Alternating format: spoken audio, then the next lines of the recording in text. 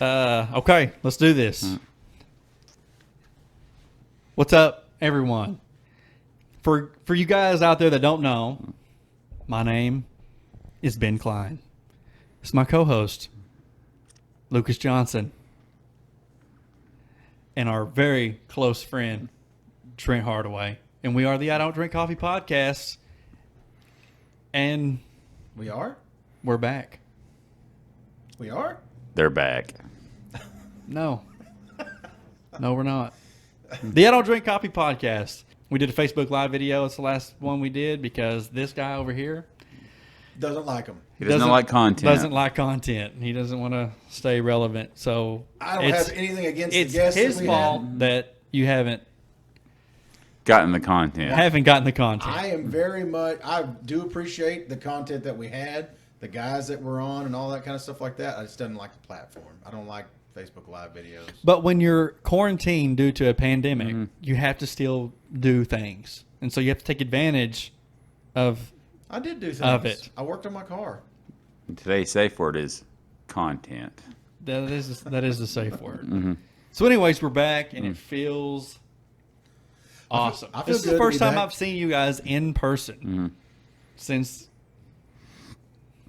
I mean, since Long time. March, it's probably. been a long time. I wasn't going to say that if LJ didn't, but I ran into him at Lowe's because That's right, you we guys live did. life dangerously. Well, we Yeah. talked about it. We talked about it, I think, on that Facebook Live video, one Yeah. of them, that y'all had ran into each other, and that I was holed up. I was actually doing my part. You guys You were flattened not. the curve now. You guys were not doing your part. So, anyways, Well, in LJ, in his defense, I mean, his age, and we're getting a little bit older too, but we're not quite as old as LJ. He needs to get this COVID as soon as he can, get the antibodies, and get it done. At my age, going to Lowe's is a necessity. You know what I'm saying? I mean, when you get to a certain age in your life, you've got to go. When it comes to lawn maintenance and those kind of things, those are high priority in a person's life when they get to a certain age. You know. I will say one thing. Somehow you know how to segue or make your way around Lowe's with your wife because she was with you that day. When I go to Lowe's, Brandy. Yeah, Brandy. I'm Brandy. going to say yeah. Brandy when you say his Yeah. wife. When I go to Lowe's, you can ask my wife. I have to go by myself because I'm gonna look at this. I'm gonna look at that. It's just I have my order when I go to Lowe's, and I can't go with a lot of people. I don't know what it is. That's the only place I'm like that. Because you want to look at everything. Everything. I want to touch it. I'm like a kid, you know. And like, oh, people that are with you may not want to do that. yeah, they don't at all. Right. They want to get in Are and get comparing out. tools, and my wife, hey, what do you think about these sockets? And she's like, I don't even know what you're talking about. So, yeah, I feel sorry for her going there with me. Well, in honesty, I don't like to go, and I'm made to go usually whenever I'm there. So, I don't. What thing I don't like about Lowe's is there's too many choices. I don't like a lot of choices. I don't need 6 different battery power chainsaws. You know what I'm saying? I just need maybe 2 where I can go, okay, I want the cheap one or do I want the expensive one? I'm kind of that guy. I don't enjoy that part of Lowe's where there's, you have this array of things that you can choose from. I don't really appreciate it. It makes me think too much whenever I'm in there. I just want to get what I want to get and go on.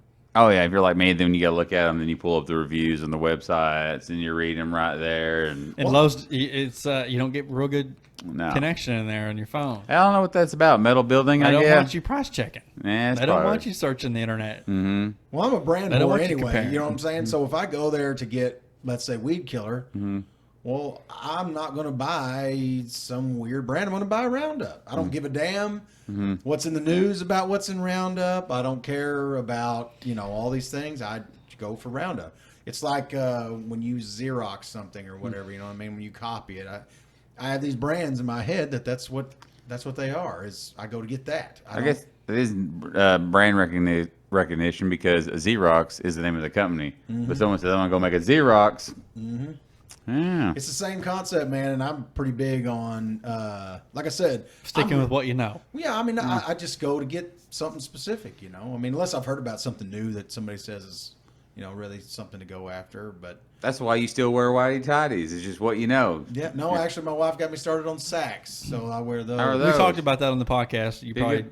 yeah. You I probably, listen, I'm sure.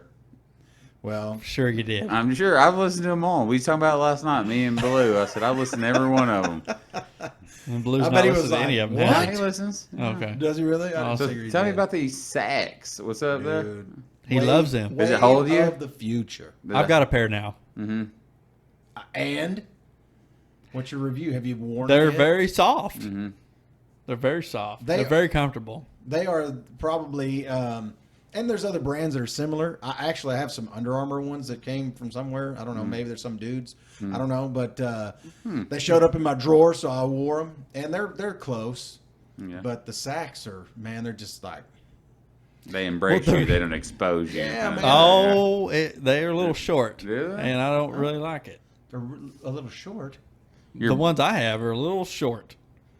Oh, I do boxer briefs. That's what mine are too, but they're not. They don't really. But anyways. There's like 8 different types of them. Oh, You know what I'm okay. saying? Well, the ones I have are a little short. You know, it's a really frustrating Without saying thing too too much. about underwear. Like you'll see a name brand, Spider, Under Armour, something like that, Duluth. And you're like, man, I bet them underwear are pretty nice. I need some anyways. You get them, and you get them home, and you're like, I hate these with everything in my soul. Like Nike's version of these, hate them. Yeah. I hate them. They're not good. Mm-hmm. And I like So it's just Nike wasted. stuff. You just spent $30 on some underwear, 40. I'll tell you how much I believed in them. I bought 3 pair. Oh, Or you're 4 pair. I Of think. Nike? Yes. The Nike ones, and you don't like them? Don't like them. No. you No, want they- to get rid of those? I'm sure me and Ben will take a pair. Sure. Try them out. It's gonna fit me. Well, well, they're going to fit you guys real good. Trust me. Well, they don't have the support. I hope you got them know what I'm broke saying? in. What kind of support are you talking about? Yeah. Like your pouch, man. I got to have something that contains it. You know what I'm saying? I don't like free balling at all. No, I know, we all know a lot of people who go commando and stuff like that. That's just one road I never could go down was all that looseness going down there. The banging and clanging, I'm Yeah. not with it. I don't want to bang and clang. I do not. Nope. I want to be secured. So this is You know what I'm this is saying? what Saks their logo should be, or their slogan. No bang and no Bang- bang and clang, no or bang bang- and clang free. Yeah, dude. Because that's what for me. Bang that's and what, clang. Never heard it. I like it. I like it too. Yeah. Anytime I go without support, that's what I'm thinking is out. No You know what I bang mean? and clang. We're gonna have to put that on some shirts. Okay. Maybe we should make just some underwear. And I don't that's the drink motto. coffee podcast. Underwear. Bang and clang free. Yeah. Or Yeah. make some underwear. Yeah. Yeah. Well, Maybe I should cut this part out because I don't want someone else. Maybe to we steal just it. need shirts that say bang and clang. Yeah. Nope. Maybe we, Yeah. maybe we need some shirts that says "I don't drink coffee" podcast. We don't even have that yet. That might be We don't even have that. No merch. We have no merch whatsoever. No merch. No content. That's how much we. No What's happening here? What's no happening content. here? I don't know. No. I don't know. Our Facebook Live videos got our podcast got hundreds of views, hundreds. Yeah. A lot of exposure, I think I seen it trending on Twitter. and we just shut it down. We just shut it down. I'm sorry. I want to apologize to the fans, and it's really not even my fault. you and you. well, really, when you're building an exclusive brand, you Mm-hmm. want to limit the content to a certain degree. You want to starve people just a little bit for what they want. Yeah, 3 months worth. Starve them for That's 3 how months. Right. Let them forget. That's how you. That's how forget you. about it. You're exclusive that way. You see what I'm saying? I mean, it's. That's not how it works in this world, though. Once you stop doing it, you're forgotten about. I don't care who you are. They're like that pouch. They need to be embraced and held. You're no longer, I mean, you're just not this. So Not relevant. but okay, all right. I mean, I have no choice. Here I am. The other thing that's gonna bring it back is this bang and clang. Like, Bang and clang. Yeah, Campaign. You're right. You're right. Trust me. Whenever people see this, Do you bang and clang? That's a good. yeah. I'm gonna have to cut this out for real. We're gonna make some. We're gonna make some shirts first. I'm gonna go trademark this today. Yeah. Very nice, bang and clang merch Bang out and there. clang. Bang there'll and be a clang. lawsuit soon after if we see that. Yeah, my attorneys from our attorneys from New York. Isn't that what that one guy said? Yeah, I'm turning to New He York. came down. Wasn't he getting in a fight or something in Wilburton? Yeah. Wasn't he going to fight somebody? What was the story? Or should we not? I don't remember. But I remember don't- somebody saying my attorneys from New York. I can't remember the gist of it either. It was an inside joke. But anyways, Yeah. let's get on. Let's carry on. Trent and I were talking about you guys' inside jokes In the before you parking got lot here. while we waited for Ben to get here. Yeah. Well, the talent, like I said in the text message, the talent's never early. He always shows up late. Oh no, just to let everybody know. We needed content. You know what I'm saying? We're getting it. And these guys I put some are just- content on Facebook before we got here. You know, the model of being professional and giving plenty of what's the word looking for? Plenty of notice. Last night I got a text message from Ben like 11 o'clock at night. We're podcasting at noon. Yeah. Tomorrow. Can you make it? And I was like, yeah, sure. I'm not doing any surgeries or anything. I can probably make it. well, I actually texted you yesterday. That was last night. No, Yeah, it was pretty late when you and I were talking about it. So it would have been because I I'm remember about to look. it was Let's look. 10ish because it was 10 when you and I were. no. That's when he texted me back. But I texted him earlier on. Well, the main thing that 8:30, 8:26 p.m. You available to podcast tomorrow? I said, yeah. That's evening. It's still daylight in the summertime. Maybe like 3 or 4 days for me to I jot mean, a few notes during- down. During the wintertime, yeah, that's evening. I But in the was summertime, no, it's still daylight. But who originated the idea for podcasting today? I did, right? Because I've been waiting on you for months. But I knew. I have I been knew the waiting time on was right. you. But timing is So this- everything in this life. You know what I'm saying? I mean, you got to hit it at the right But time. I feel like how do there you was- know it's the right time? I know everything. What are you Oh, talking okay, about? all right. I mean, what? You know we don't this. know yet. We haven't let the people have this yet. Oh, They don't- it'll hit big. you think they're going to say the timing was right? Yeah, I mean, 2 weeks of editing and another week of I haven't got it put out yet. It should hit just about right. By the No, way, I've this, gotta- this will be the Thanksgiving episode.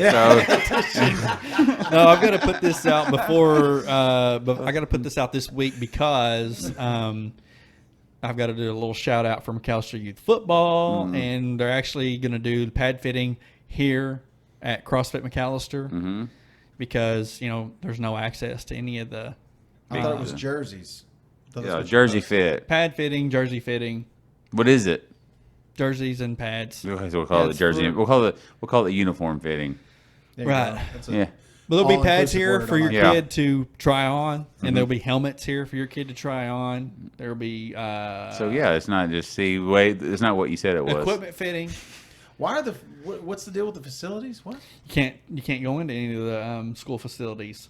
They're not allowed to. So we Why? have to do the pad. So CrossFit McAllister was gracious enough to say, "Hey, do it here." Well, it's awesome, but I mean, they're having summer pride and stuff. I don't understand why. Summer Pride was allowed, but they stopped baseball, high school baseball.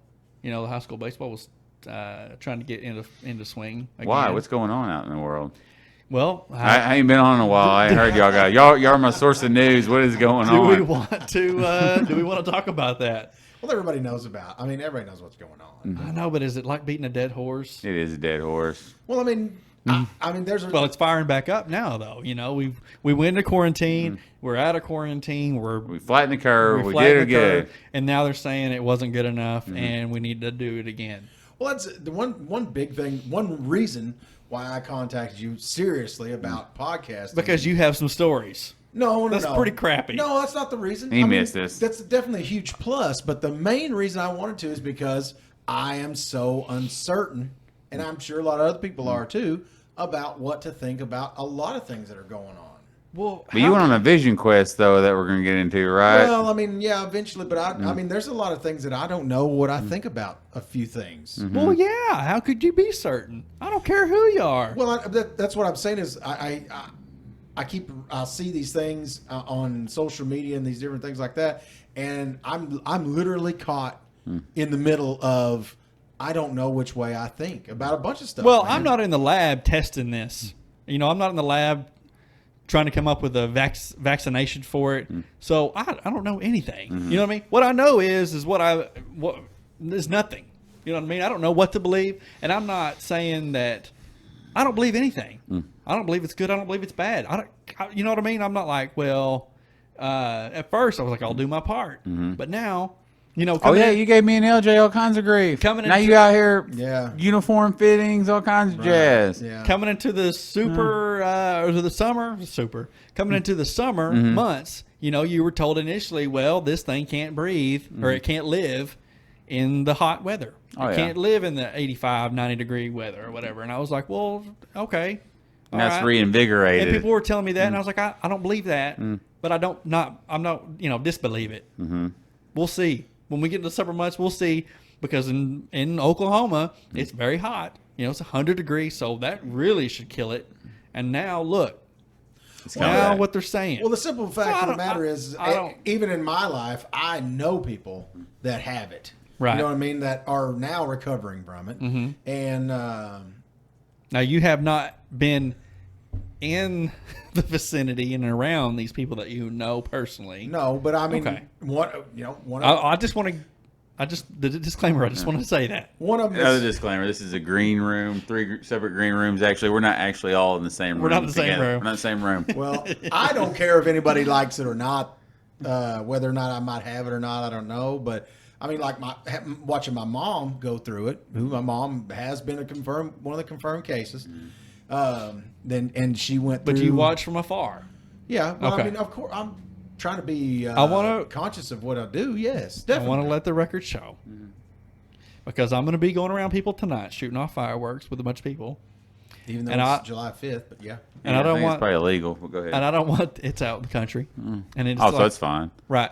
So I don't want to show up.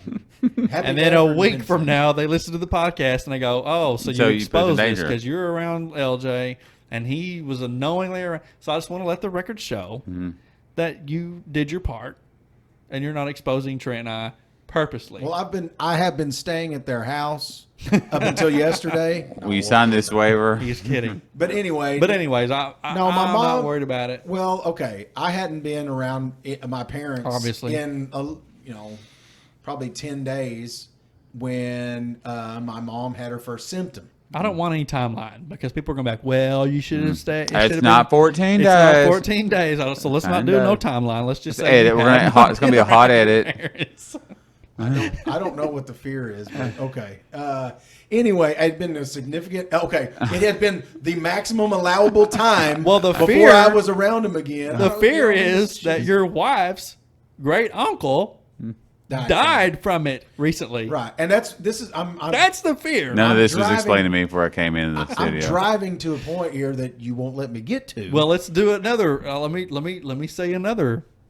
Let the record show that you had not been around your wife's great uncle. he's from Arizona. Okay. All right. I just Yeah, want he to let the lives in record show. Arizona, All right. and Go I ahead.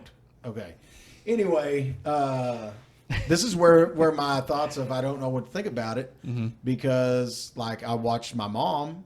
Well, I say watch. I kept in contact. You with weren't her. there. You weren't around her. Not in Yeah. contact, Yeah. but Jesus Christ. You Can we just get on with it? Jesus. Anyway, yeah, I know that my mother went through it. I kept in contact with her, and she has COPD. Been diagnosed for about, I think, 6 or 7 years now. Because she was a lifelong smoker, and she's now been like absolutely smoke free from anything for about 3 years, I think. Anyway, she's COPD. She contracted COVID-19 and went through it. The symptoms lasted about the hardcore symptoms about 5 days. Now she was only very ill one day. This is what she told me. And she had no respiratory problems from it. Now, this is a lady that has COPD, right? The one person on this planet that I did not want to get it was my mother, right? I was very afraid because she's 63, COPD, supposed to be right in the crosshairs of COVID-19 will kill It's her. a wheelhouse, yeah. So I'm thinking whenever she's diagnosed, I'm like, oh, shit, you know? So I keep a real close tab on her. You know, I'm constantly asking her how she's doing. What's your fever? I went and bought her a thermometer, a better one, and left it on her porch. There you go. And called her and said, hey, you got a new one on your porch? You can come get it. It's on the little thing on the table outside. Didn't So- touch nothing on the porch. Just dropped it off. Exactly. Oh, good. Walked up there, you know. No. hazmat Mike dropped suit it. and all. I took a drone, connected it to the drone, flew the drone over, Yeah. dropped it overhead, and flew the drone back. Thank you for being responsible. We never violated the airspace of COVID-19, so I feel like the drone was clean. But anyway, so I watch her go through this, right? And my dad's living in the same house, day in and day out, helping take care of her, blah, blah, blah, blah. So, and now my mom's quarantined because she's dealing with the health department and all this, with the Oklahoma Health Department, because whenever she tests positive, they contacted her. And they're kind of giving her guidelines to go through and all this stuff like that. So, they're telling her, you got to quarantine. You're supposed to quarantine for X amount of days. It was 14 from the first symptom, I think. So she was by the time she had been diagnosed, she was like 6 days in of having it, is what they figure.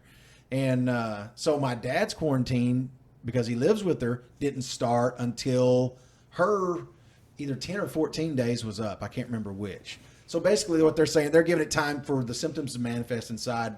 My dad to carry them, it manifests. Now, my dad and I had been working on a car together. Now, we hadn't lately, but we've been, as I've posted on my social media, we've got a car that we've been working on together for a long time, years now. And it was kind of working out because of our new working schedule at my job that we weren't working on it together.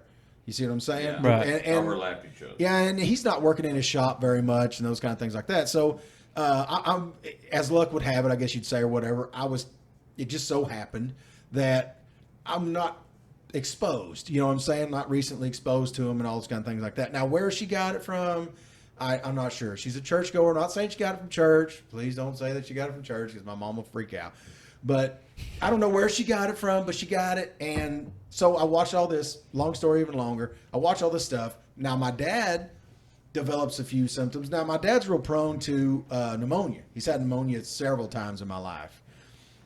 So I'm scared for him. I'm like, oh. Well, then as my mom's symptoms go away, my dad starts getting body aches, runs some fever. He was tested when my mom was tested, and he tested negative. But he never went back. They won't test you unless you have symptoms. Well, while my dad was sick, he's like, I'm not going to get tested. I'm going to quarantine. He's kind of like playing as, yes, I have it, basically. And he's going through it. He's on the backside of it now, too. He's coming out. He's not having fever, hadn't had fever in days, blah, blah, blah, blah. And so I watch these people, right? This is my mom and dad go through this stuff. And I wouldn't say they did it with ease. I mean, my mom was pretty sick for one day, she said. Very sick. Now, she still hasn't got her taste or smell back. Still. And she's been like 18 days or something like that now. Now, my dad, I haven't talked to him about it enough to know if his taste and smell ever left or whatever. But now in the middle of, while we were gone, my wife, Brandy, her family out in Arizona, some of her family contracted somehow, and her great uncle died from it. He was on a ventilator and those kind of things like that, and he did not make it. It killed him. Now, his wife got it, and so did their children who are in their 40s or, somewhere close to our age. I don't know exactly their ages, whatever. Yeah, you're right.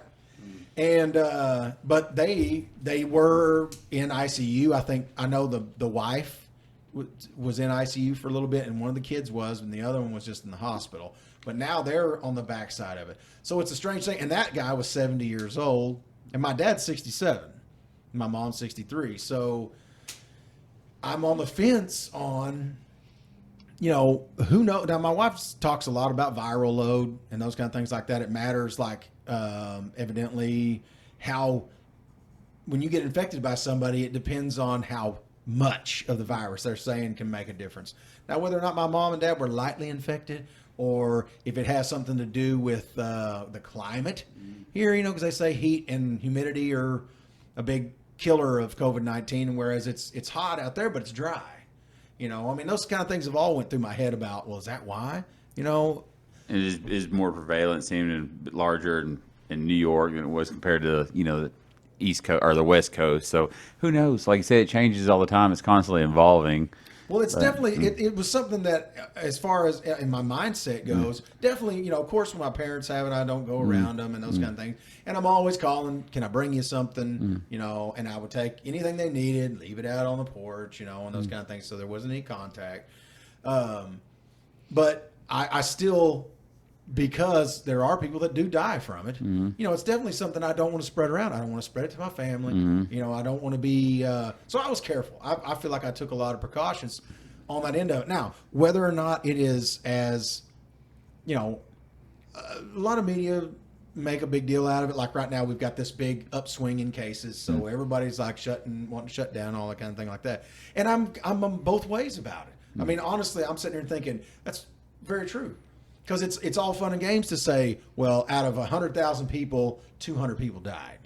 Woo-hoo-hoo. You know what I mean? Unless you're one of the 200. Yeah, it's a very big It's thing. a pretty big deal, Yeah. you know, if you're one of the 200. And, you know, imagine the thought of you being one of the 200, or imagine you giving it to somebody that you know and them being one of the 200. You know, that's Like me or Ben. Give it to me or Ben. right. Right. Like, That's here why, you are. That's why I've been very careful, you know. I didn't get my hug. Normally when we see each other, we embrace each other with a hug, and You didn't do that today. not today. It was odd. I didn't like it, but It's And now we know why. it's social distancing, you know. You have to take it serious. But Now I have a question. Did they give your mom any medicine for it? no, Okay. They just said they said they go home. prescribed no They medicine. basically, when her test came back positive, they came back. They were in the car, right? They weren't in the thing. They were in the car, and they like come up with the shield, the gown, the gloves. And they're like, you know, they're like shouting from across the. Go ahead and go home and they didn't. call the health department and get the hell out of here. They didn't like Indian clinic her and give her some amoxicillin and No. 800 milligram well, ibuprofen. the medicine that Ibuprofen will kill it. the medicine that Trump said, you know, would help initially, and everybody made fun of him for saying it, and now they're saying that it does actually help. So I was wondering if that was if that was a medicine, and I don't know. I don't know if they prescribe that to people that are actually, you know, real bad or. Well, I know they were basically telling my mom to manage the symptoms. You know what I mean? If you get a high fever, take something to break the fever. Not ibuprofen, take Tylenol. A little tussin. And they would, and they would do that. They would, you know, they just manage the symptoms. And of course, if you have any chest, any difficulty breathing, any chest discomfort, immediately go, blah, blah, blah, blah. Well, and like I said, now, just so happened, my parents didn't have any of that. You know, now, and that's what I can say about, that's what's so weird to me about it is I know these people. You know what I mean? This is not something that's now Right. way over there. You know what Yeah. I mean? It is in my life, basically. So, and that's what puts me on the fence so hard about it. You know, of course, my mom and dad's first take of it was, you know, COVID ain't shit. You know what I mean? That ain't nothing. It's a bad sinus infection, you know? And I'm like, not necessarily for everybody. You know, Yeah. it's killing some people. So, you know, not to say that they're being insensitive about it, but their personal experience of it was what I would call mild in some sense. So it messes with me though mentally because, on one hand, I've got enough empathy to go, dude, you know, imagine. You know, I try to put myself in those people's position where you're Yeah, like, for sure. dude, you know, what about like this guy, you know, in Arizona? I mean, that's just terrible. Yeah. I know I've met this guy before, you know, really nice, very active, Native American guy. I mean, he's Yavapai Apache, real good dude. Welcomed me into his home. He was an OU fan. He was a Dallas Cowboys fan. good guy. I mean, this guy had the right stuff all in his house, especially the Dallas Cowboys stuff. You know what I mean? I mean, this guy had like memorabilia. He had a jersey. And whenever he knows, because I wore my Dallas hat in, you know, Real automatically- recognize real. Yeah, I mean, yeah. You know, immediately he's like, "Come on in here, you know, check this out." He's showing me stuff and all that, and you know, it's unfortunate. Of course, I don't know him well enough to go, you know, but I mean, still at the same time. Now, this guy was a diabetic, and my dad is a pre-diabetic. You know what I mean? So it's just like, because I'm just like, I don't know, man. I mean, who knows? It's almost like it adds more uncertainty to it for me because I can't figure it out. Well, and of course we don't know, but Jimmy Johnson, the NASCAR driver, but he was like yesterday, I think, or the day before, came out that he has it, and he has no symptoms. You know, and then he's fixing to miss his first race ever, or one of the first races, and he's got the longest running streak or whatever. So yeah, I don't know what to believe. I just like I said, you know, initially I tried to do my part, and Not now hug LJ no more. now That's the I'm main just thing you do. right. So now I'm just you know, I'm trying to live life a little bit. Well, as a human being, of course, you know, I feel like you don't want to pass it along. you Right. know? But at the same time, it's hard to know. I mean, if you're asymptomatic, then you don't know. So we're talking about a lot of things that everybody already knows. But I'm just saying, for me, in the very beginning, you guys know this, in the very beginning, we went on spring break to Colorado because I thought this is a bunch of bullshit. You know what I mean? Now, the reason I did is because I thought, no, they're not going to shut everything down. They can't. This nation is It's not. America. Yeah, this is not going to shut us down. There's no way. Mm-hmm. So I go on about my merry way. You know, of course, as everybody knows, I get up there and everything shuts down while we're up there. You know what I mean? Damn it, I miscalculated that one. Yeah, I'm like, okay, well, you know, these pussies shut down over here. We'll go over here. Yeah. They're like, no, we're already closed too. Yeah. You know, so we end up, you know, you can't do anything because basically the state's shut down. And you know, of course, my dad's calling me during this time, going, they may shut down the state lines, and I'm like, you know, no, they're not going to do that. They Blah, would blah, never blah. do that. And then while you were there, you're like, oh, they may be doing that. Well, and by the time I got home from there, there's things like we are not going back to school. You know, where all these things that I never thought possible, Right. all of a sudden are happening. So it was, yeah, Coach Mullen said that after a baseball practice. He goes, this was before spring break, and he goes, you guys don't be surprised if we don't go back to school after spring break. And I was like, what? I remember all the dads and all the parents were like, what? And he goes, don't be surprised. And it was like 2 days later, yeah. and they said, we're not going back. Yeah. Call it, I'm surprised. You know, color me surprised, Yeah. you know, and that's where I think I know all Well, these who things. would have saw this coming? You know, nobody. Well, and now, except the person that made it and released it. well, it puts a lot of, I don't want to get started down that rabbit hole, but, Yeah. but you know, now I'm just like, before I would have thought a lot of things weren't possible, and now all of a sudden they are. So, Anything and everything is possible now. You know, and that's after- where I'm hoping for some unification. I keep looking for, and I'm not saying it's necessarily the government's job to make us feel better about it, but I'm definitely ready for everybody to get unified on Yeah. some front. You know what I'm saying? I'm Why do we have tired. an intercontinental belt and a world heavyweight belt? This needs to be unified, Yeah. one belt. Right. That's I right, understand. man. You're Yeah. either the best or you're not. Yeah. Yeah. Best of the best. Eric Roberts, man. But that's why I keep waiting on it. And of course, it's not going to happen. You know, I mean, in the age that we live in. Well, now, I think technology- everybody's trying to unify on masks. They're trying to say, okay, everybody needs to wear a mask. Yeah. The problem I have with the mask, like at work, we have to wear a mask too when we leave our office and go in the hallway, but you also have to use it in a public place like the bathroom.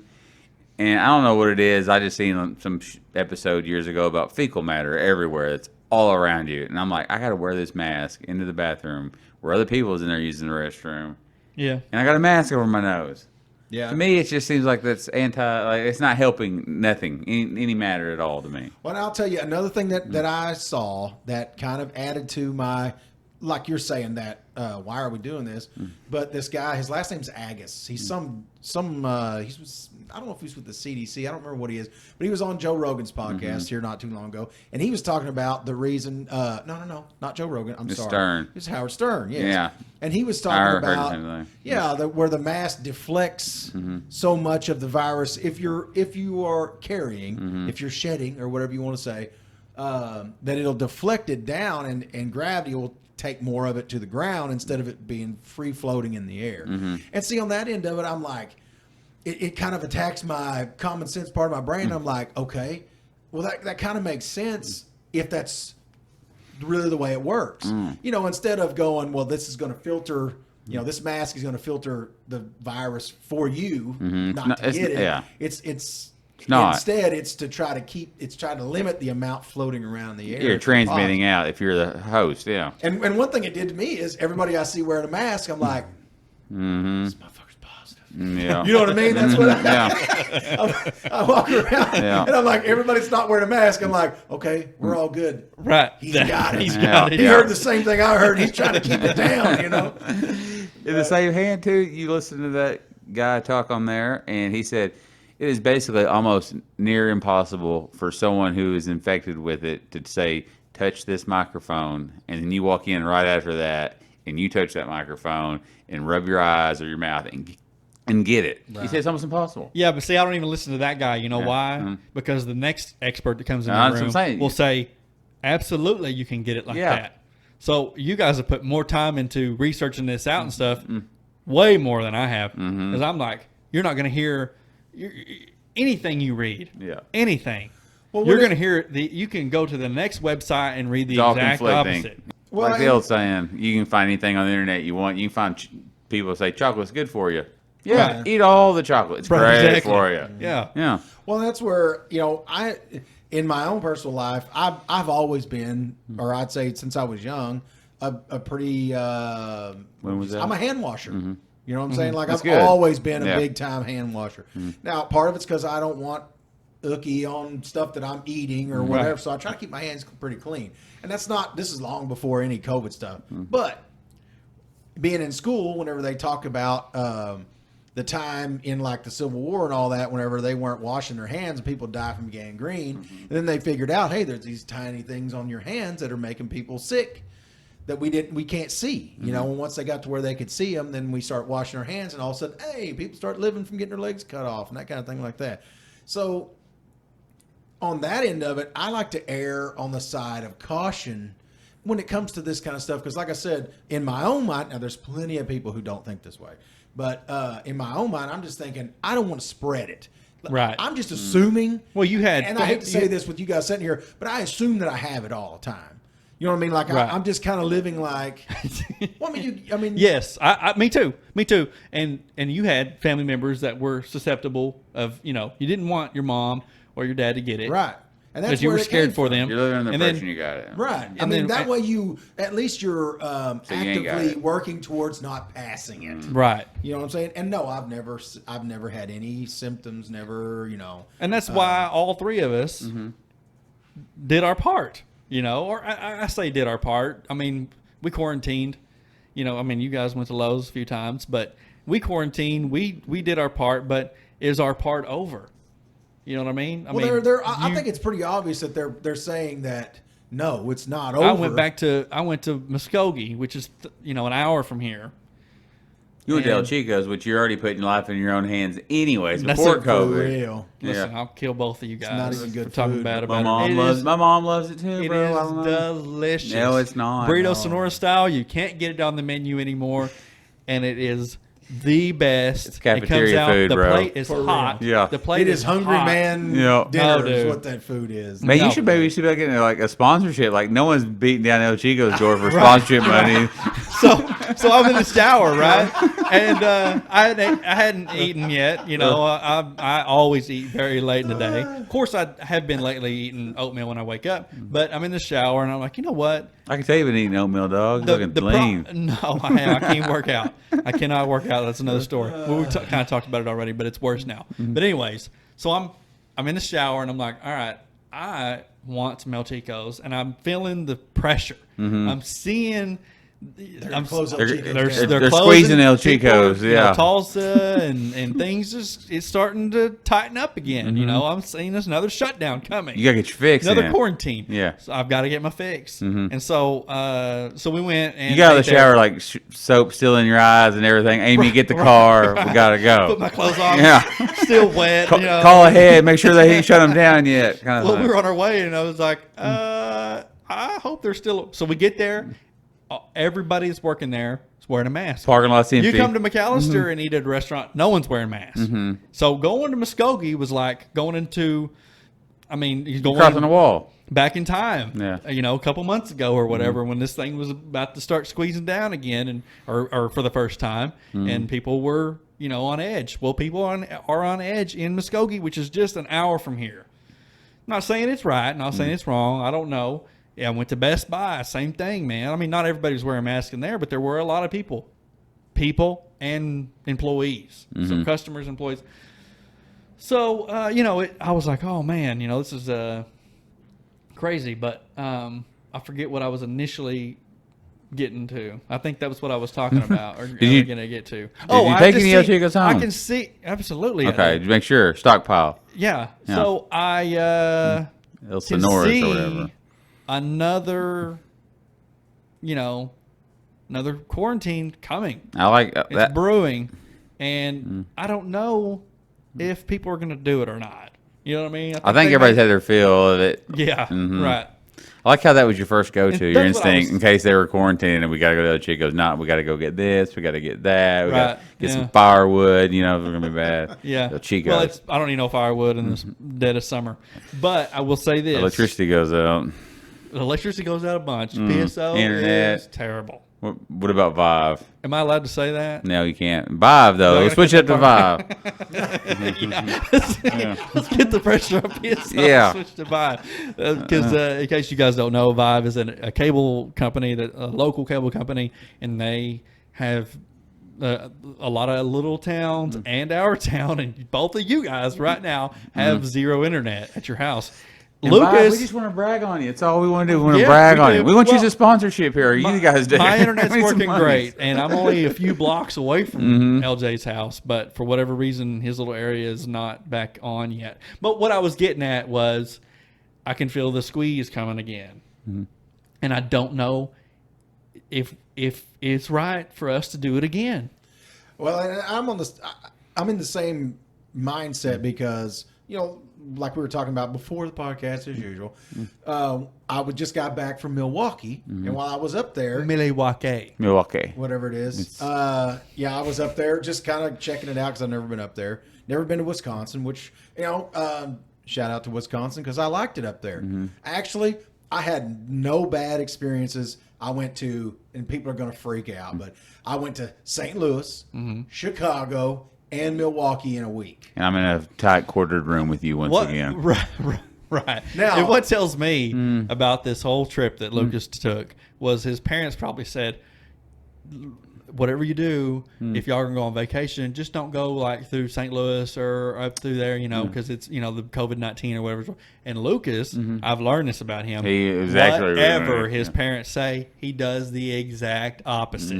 The exact opposite. All Whatever my they life. say, he's like, I don't believe it. I All don't believe my what they're life. saying. Lucas, if you go to them big cities, He St. gets- Louis and Chicago, don't you be out there protesting and rioting. Now, I won't. I'm not even talking about that. No, hell, he was. That's what was going you on. not see me on the news? I can see Lucas's dad saying, you know what? Steak is really good. And Lucas would probably say, you know what? I think I'm going to become a vegan. Yeah. For most of my life, I didn't eat steak. I mean, Probably because I'll your take dad, it or leave it, at some whatever. point Your dad in liked time, it, right? for whatever reason, I've learned this about it. So I guarantee you, when Lucas said, you know, because LJ told you and I that they were going to golf stores. And I guarantee you, when he said we're going to golf stores, they said, oh, that's a good idea. And he was like, it's not a good idea. Well, and I'll give you. But anyways. I'll give you a very short explanation on why I didn't go to Gulf Shores. And it's not why I didn't go there, but why I did do what I did. Okay. We also are. My wife and I are both feeling this Brandy. Brandy. This little bit of pressure about, are things going to start shutting down again? You know what I mean? Well, okay. When we're thinking about things to do, I said, you know, I wish we could go. I would like to go to like the Smithsonian or something like that. Well, of course they're all closed. You know, they're all that stuff's shut down. So I was like, well, I'd like to go. I wish I could go to what's the big art museum in Chicago? I can't even think of the name of it that they go to on Ferris Bueller's Day Off. Anyways, I was like, I'd like to go to that. I would like to see like some real paintings of these painters that I've heard of because I'm low key. You know, I like paintings. You know, You want to see what it was like when Cameron was in Egypt land. Well, I was just curious about. I've never seen any of that stuff. Known Seen it this on guy TV. for a long time, and not one time has he ever mentioned paintings. He's to into me art now. in my life. Would you have His taken highbrow. it? In my you would, life. you would have taken it just like you're taking it now. I don't waste my time. I'm telling the podcast people, not you. You know what I'm saying? You'd have been like, painting. Who cares about painting? What? That's not baseball. I don't know. I never That's said. not- I never said you shouldn't care about paintings. This ain't the beach. What are we talking about? Why are we talking about this? I never said you shouldn't care. I just said you never have. Oh well, I honestly have always cared about art. You can ask Chris Turner, a very good friend of ours. He and I have talked about art extensively. Okay, One thing I know in this world, LJ appreciates the arts. Now, what I never Yes, I do. understood was the value of some arts that Right. I've That's seen why I people don't pay. tell you about it. Right. Well, it's That doesn't mean I think it's dumb. it's a different type of appreciation. You know what I mean? It's a different level. But okay, so we start looking for places that are even remotely close by that we could go look at art. Okay. I like classical music. Did you know that? No, I bet you don't. Not really, but I absolutely like who? do. I absolutely like classical music. I like listening to classical music. Oh, so you don't? He loves you it. don't One like thing it- I know about Ben Klein, he loves his classical music. Yeah. Right. All right, go you ahead don't with your know any story. of it, but you love it. Right. Okay. Anyway, so accidentally, while I'm just Googling stuff because we're trying to figure out what we're going to do, I find out about this exhibit in St. Louis that they're having this week. about from a painter. I can't say his first two names because they're French. Of course you And can't. his last name's Millier. But you're a fan. Okay.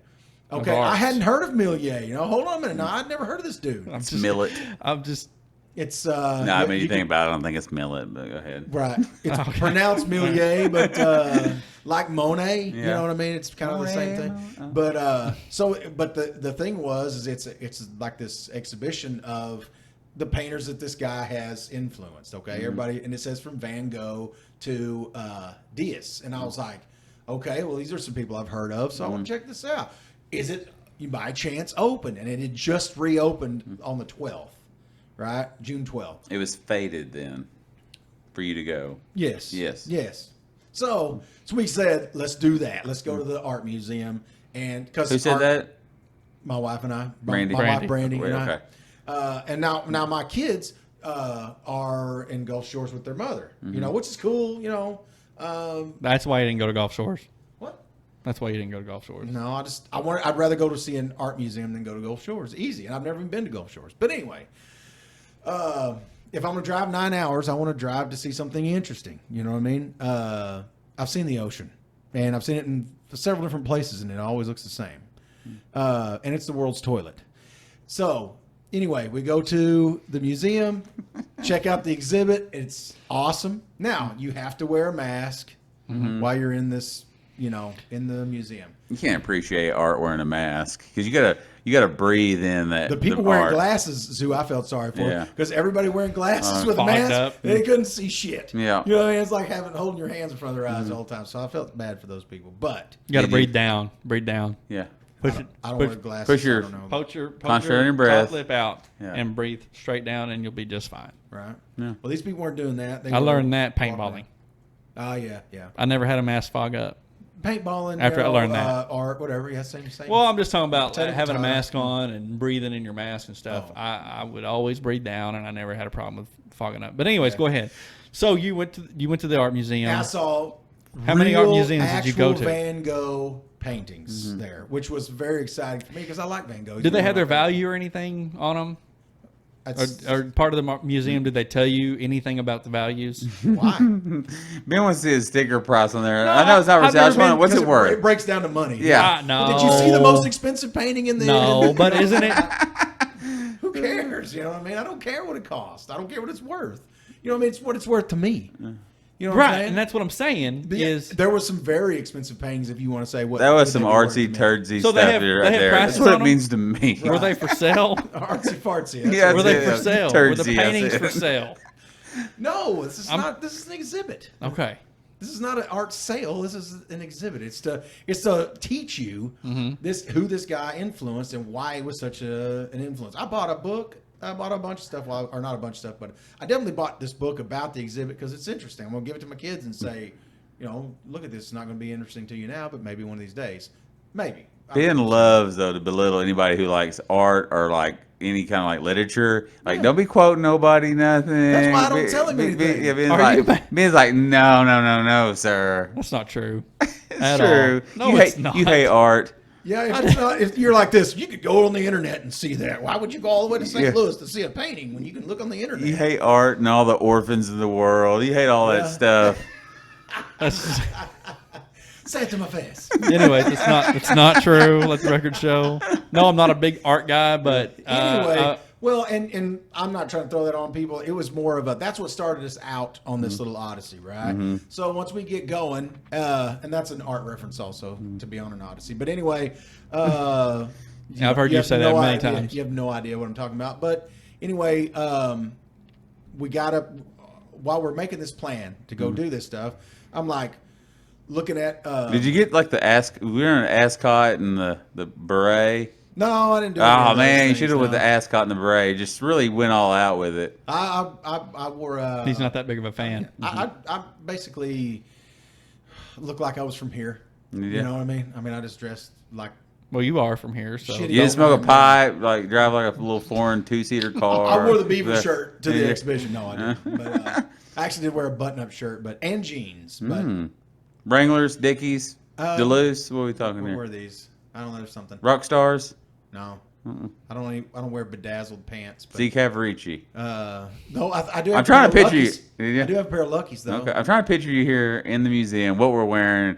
Do you have are you wearing the earpiece where they're describing the art to you or anything like that? No, you know what's funny is you could get on your phone and listen to it. Okay. They had a thing that you could. If A you, tour, yeah. I guess if you don't like to read, you don't want to read the plaques, or you can be like this one lady, and she had a 10-year-old kid with her, and she's reading off the plaque aloud Oh yeah. in front of everybody while we're all trying to appreciate art in semi-silence. Yeah.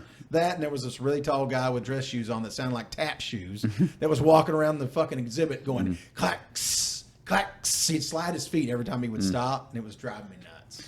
Did you video any of this? I'm looking at art. Why would I video it? Yeah.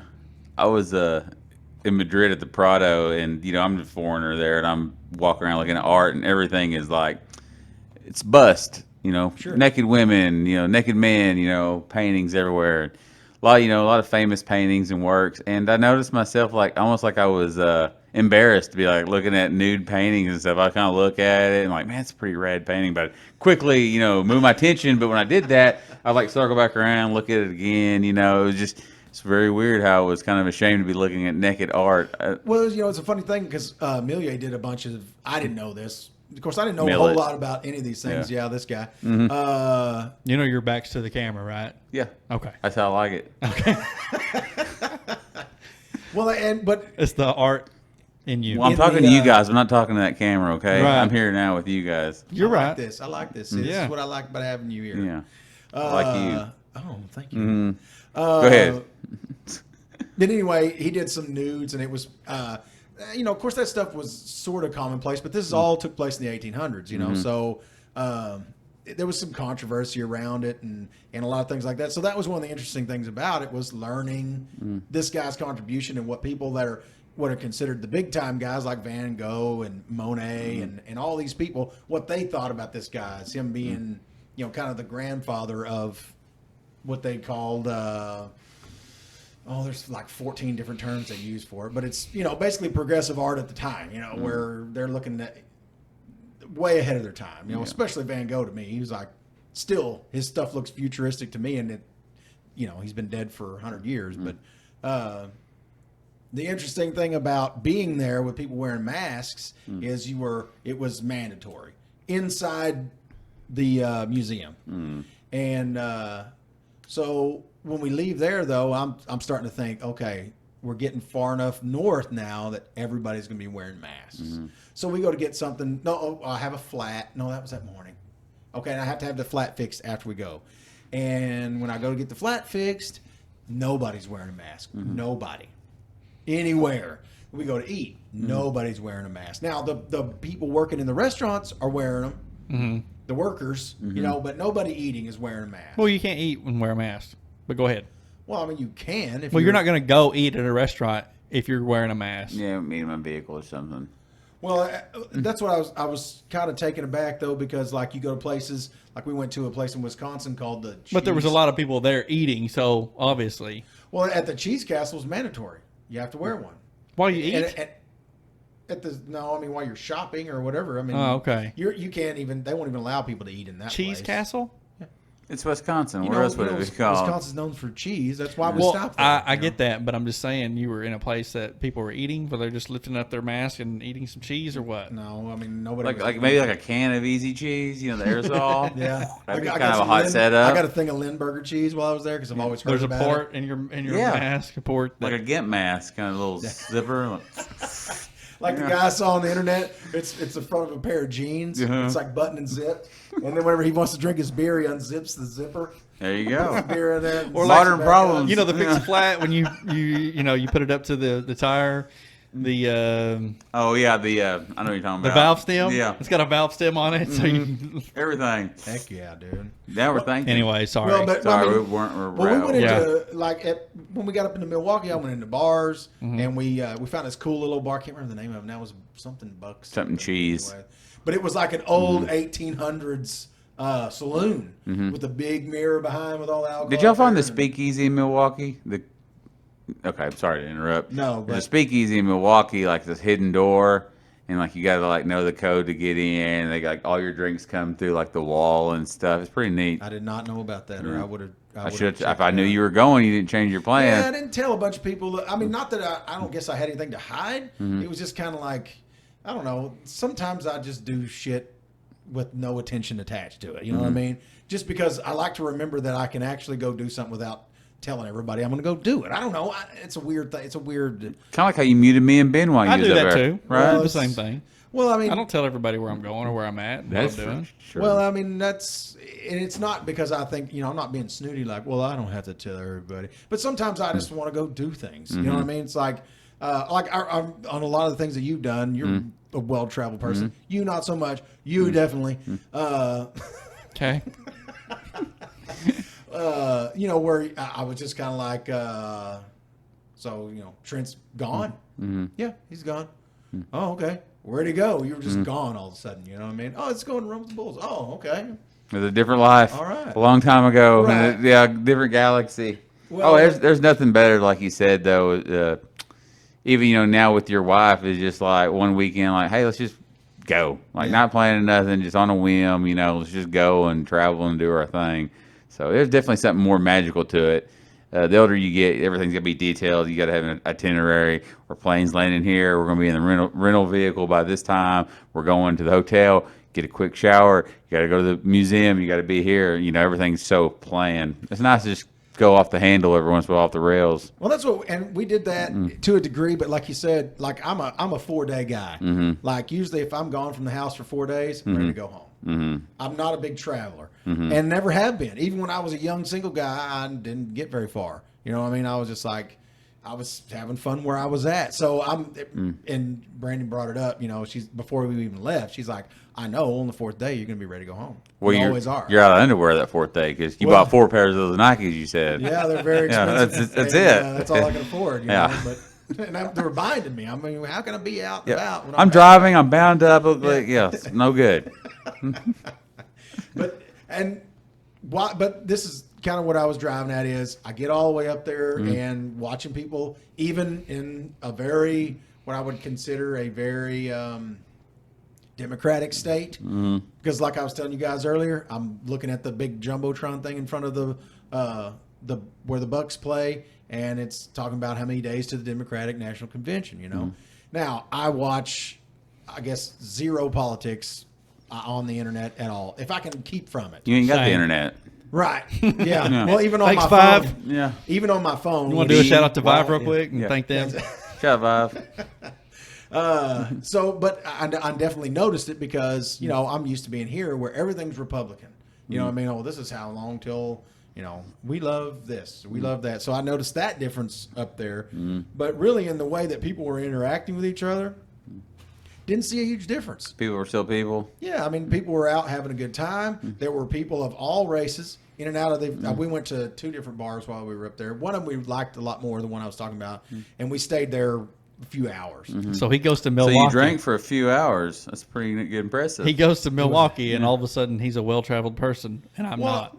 Well, I wouldn't say I'm well traveled at all, but I'm saying a recent exposure I've had to people, and just kind of in a, like I said, I went in 5 days into what I would consider a different region of the country, and came back, and this is what I saw. I mean, I wouldn't necessarily say it makes me an authority, but it definitely, I like to gauge things off of what I experience, Yeah, not personally. what people tell me Right. is going on. Now I ran into every race, creed, color you can imagine. People with accents. I even would notice how accents changed as we got, like in Illinois, they still had like almost a southern drawl to the way they talked. It's or like Springfield, Illinois. I remember there's something specific, and these people talk just like really close to how we do. And then as you get further north, it got a little bit more northern pronounced. Not like it is in the far north where they're hard to understand. I mean, these people, other than a lady was saying she had a mask on in a convenience store I went in, she kept asking me if I wanted a bag. And I could not understand what she was saying. Okay, this was on Lake Michigan. Because I wanted to go see Lake Michigan while we were up there, and I wanted to I've lay been there. eyes on it. I've been there. And I've been in it. But I'm not well traveled. You got in it You dang right I did. Dang right, you swam in. all by yourself? In the middle of the summertime, and it's about 40 degrees. It felt like. Oh, It felt like, we don't know the actual temperature, but it felt like 40. It It was- did feel like 40. It felt like was- 30 degrees for real. It was 82 degrees when we That were would be there. awesome. Did you touch it? The No. water? No, I don't like to be He wet. hates the beach. It's anything water. I don't like to be wet. I don't know. I don't get wet unless I definitely am You gonna could have be just there. put your little hand in it. Yeah. No, I don't want to be wet. What's wrong with this guy? You don't. I Okay, go watched- ahead. I did stand there and watch. We sat there for about an hour. You just maybe. watched Yes. it? You I've watched been- the waves crashing? We watched people. I've you know, seen all the play in Great water Lakes. and all that. Warriors. I've seen all the Great Lakes. Well, I've been to all the Great Lakes, But not well traveled. but I'm not well traveled. I love that. You I can haven't hang been on to in it. all of I don't know if I've been in all of He's them. been sitting here like biting inside his mouth the time. Well, Man. it's fishing with him. Not at all. I set the hook on him earlier. You Yeah. know what I'm No. saying? And he's still thrashing around. Yeah. You know what I mean? You got it all wrong, though. You got it all wrong. You think got I it do. all wrong. You got my boy being here all wrong. You got it mixed all up. wrong. He's fighting. You know, he's like a striper out Not there. at He's out all. there. It's a hard joke thing, to me. It's a you know, joke. Real quick with the mask and all this going on is, it don't bother me. Like if I need to wear it, I wear it in my office. That's fine. But like when you go somewhere and there's an old man, just having manners the way you're brought up in a southern state. Old man goes to shake your hand, and you're like, You do it. you do it, but you're just like, crap, know. man. We don't need to be doing it. Because you're an old guy. I could be giving it to you. You could be giving it to me. And another big one I've noticed is, you're always taught to look a man in the eyes when, you're talking to each other. Well, my deal is, like, I think I've talked to it about Ben before. When you do that, you're staring at someone in the eyes for so long, it gets uncomfortable for a while, right? You're like, okay, I'm looking, and you're looking. And we're like, kind of look off every once in a while because you're like, it's getting too, like, intense. Yeah. Well, my loophole through the years of like getting away with that uncomfortableness is I look at your mouth instead of your eyes or your nose. Just focus The on vicinity. it. Yeah, I just do that.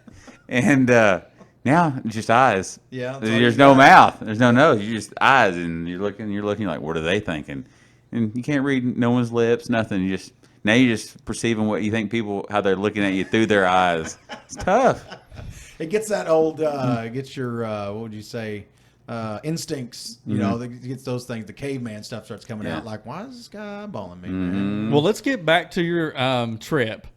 But I want to first. Vision Quest. We're about an hour in, and I want to first congratulate Trent on the birth of his baby girl. Oh, well, we thank had you. not said anything about this I massive apologize. It's event awesome. in his life Yeah, during definitely. the quarantine. Yep. So congratulations. Exactly. Thank you. Congratulations, Thank yeah. you guys. That was awesome. Yeah, we were like, I think the very next couple days later at that hospital, they were only like not even letting the dad in because they let me in there. You're only one person in the room.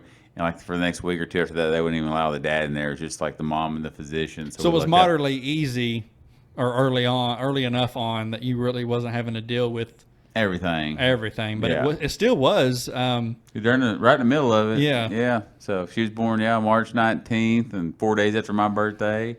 Week early, her name's Amelia Kennedy, and she's just a sweet little baby. I have not met her yet, but I want to. I'll show you pictures every once in a while. Yeah, but I want to meet her. Yeah, she I does. want to hold her. Ben's got the COVID. You don't want him around your daughter. Well, he don't want me to around his daughter now because we're around you. It's true. And you've been to St. Louis, All you got to do is And wash, Milwaukee. Chicago, Milwaukee. Didn't wash and you, your hands. and you know what I'm didn't saying? touch Lake Michigan. I can't believe that. I thought about it. Could have the Kobe in it. I kicked it around quite a bit going and getting in the water. You know, but- there's parts of that you could drive across in the wintertime. Yeah, I saw it. Yeah, I saw it on the internet.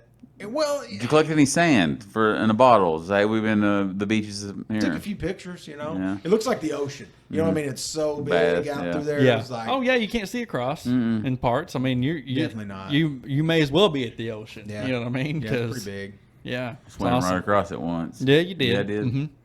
You're well traveled. Well traveled. Well-traveled Across man. that lake. You not so on much. my belly, swimming it. I I hate swimming, actually. I love swimming. I man. love I hate swimming. it. You know, that's what's bad about it is I don't like to be wet. I'm actually for my size, especially a pretty good. Pretty. You're a decent- phenomenal swimmer. You're built Yeah. for swimming. I really do swim well. Yeah. I always have. But I got a really strong upper body, so I propel myself through the water pretty easily. Like a torpedo would. Yeah, I've always had this round belly that's very aerodynamic and it works well, lends itself well to the ocean. So I got screwed. I had the Michael Phelps problem, our physiques is actually the same. But no, I was reading about Michael Phelps.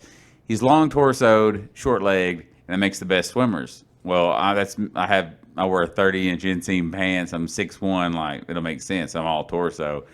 Horrible swimmer. Really? So I didn't get that gift. I hate it. I hate Yeah, swimming. my entire height is between my tits and my waistline. It's all torso. I mean, my belly is long, huge long. We're built the same. Yeah.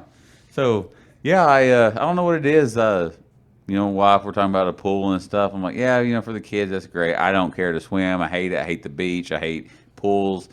But I do like a nice lazy river. I love a lazy river. I like water parks. I like the slides. I like all that jazz. You don't have to swim. I don't like to swim.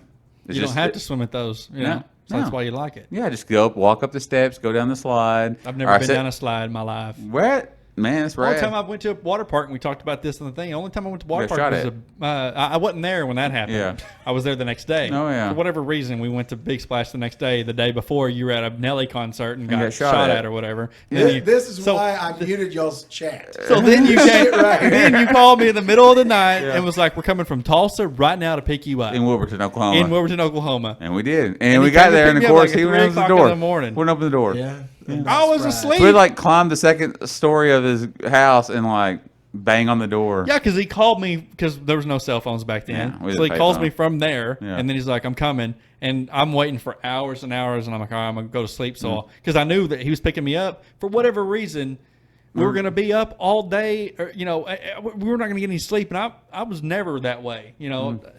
I'll stay up as long as you want me to stay up. 4 or 5 in the morning, 6 in the morning, I'm fine. But as soon as that sun starts coming up, I'm going to sleep. You're like a vampire. Right. I'm going to bed. Yeah. And Lost so boy. This Hence was going the to pale be. skin. Yeah. Hence the pale skin. Yeah. So he called me. He's like, "We're coming to get you." And I'm like, "Wait a minute. I'm not going to have any sleep." And I'm, because we're going to be going all day long. He's picking Okay, me you up. panicked. I'm not going to get no sleep. So I was. Yeah. Well, you remember what happened? Oh, yeah. I mean, we were sleeping in the truck. Yeah.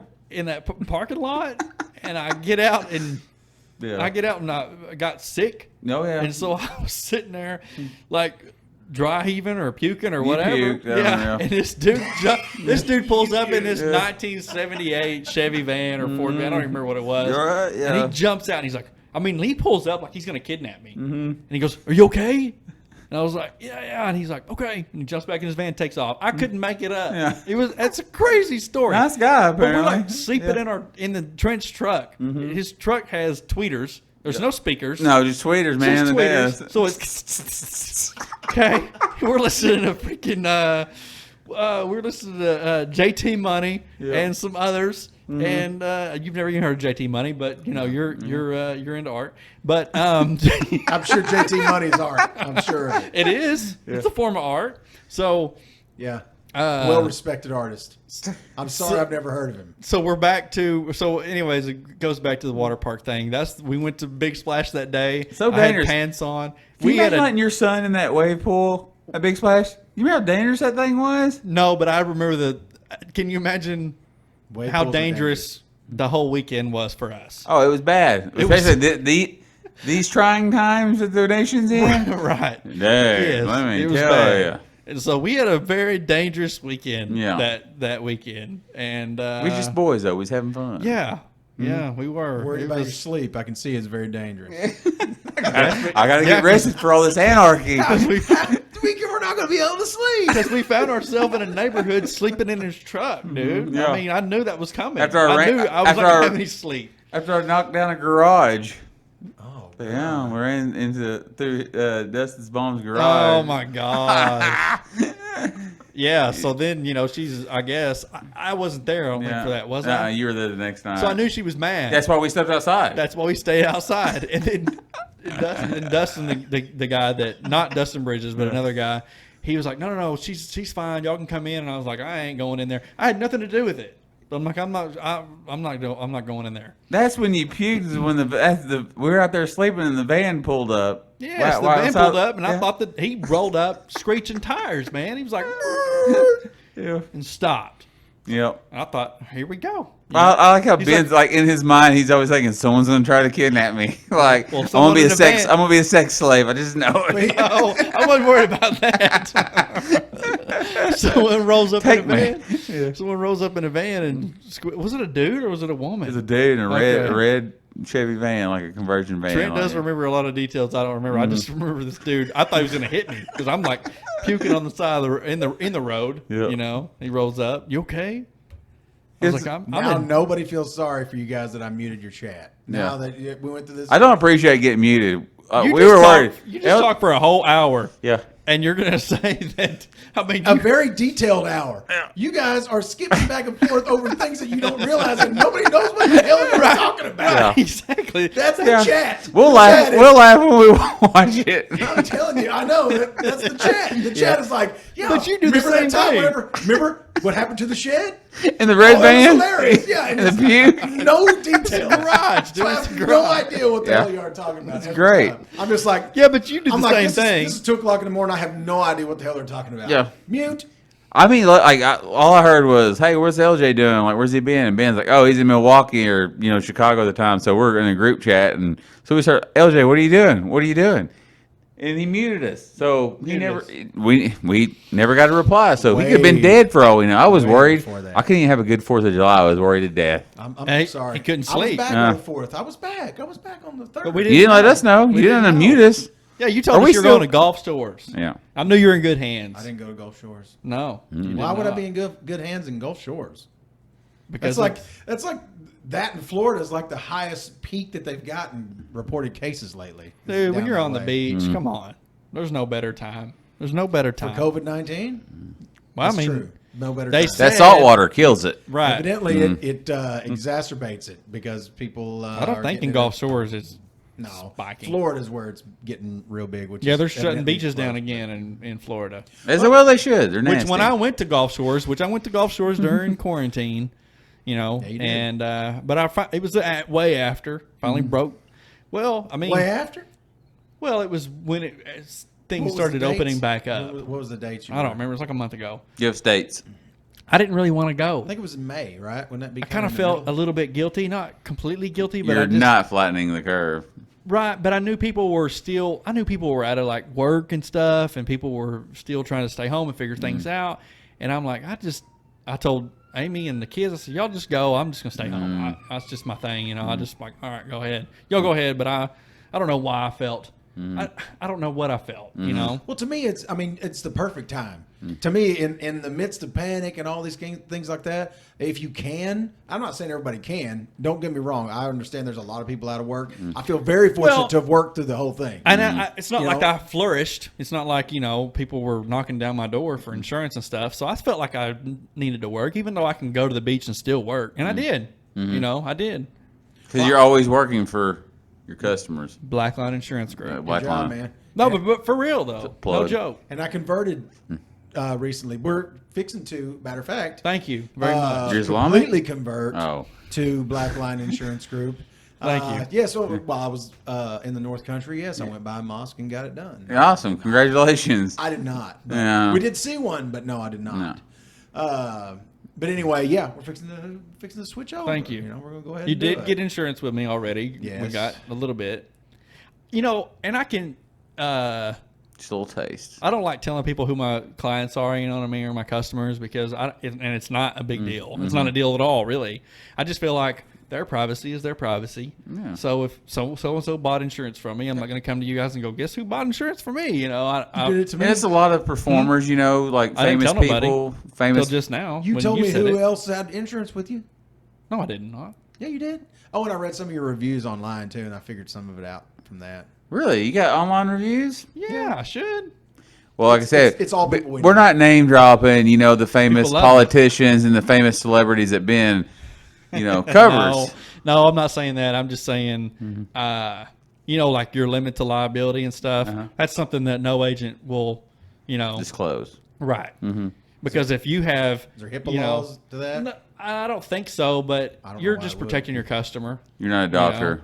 Right. If somebody walked in and says, hey, I need an umbrella policy, $1 million umbrella policy. Well, I mean, it's not hard to find out for someone that's gotten hit by this customer. If you got hit by, but your attorney's going to go after $1 million. They're going to try to sue for $1 million instead of what most people have on their liability, which is way lower than that. So I just go in and say, I want the exact same insurance that Lucas has got.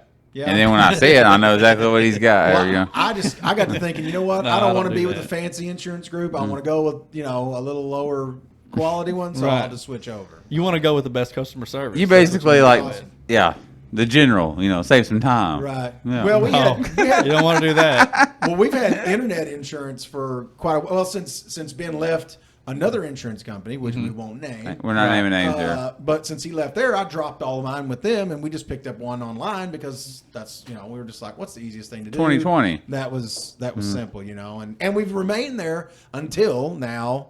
Well, Now, can I get my insurance online at Blackline? Yeah. I think you did it all online. Is that easy?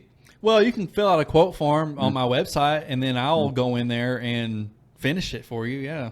Is there any very is simple. the day ever going to come where I can just get my insurance online? that's what we do now.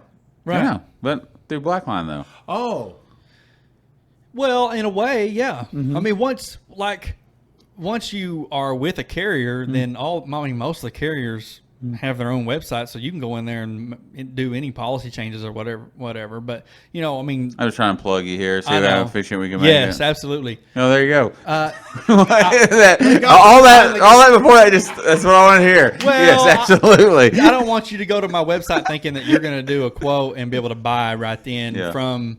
And without me having to touch it, because I'll have to touch it some way or another. You're going to but, touch it? you know what I mean? Yeah. So, I mean, what kind of insurance do you sell But in I'm there? gonna got to get his money out of there. Yeah. no, it's not that at all. What I'm doing is making sure you have Everything covered. everything covered. You made it really easy. I'll give you that.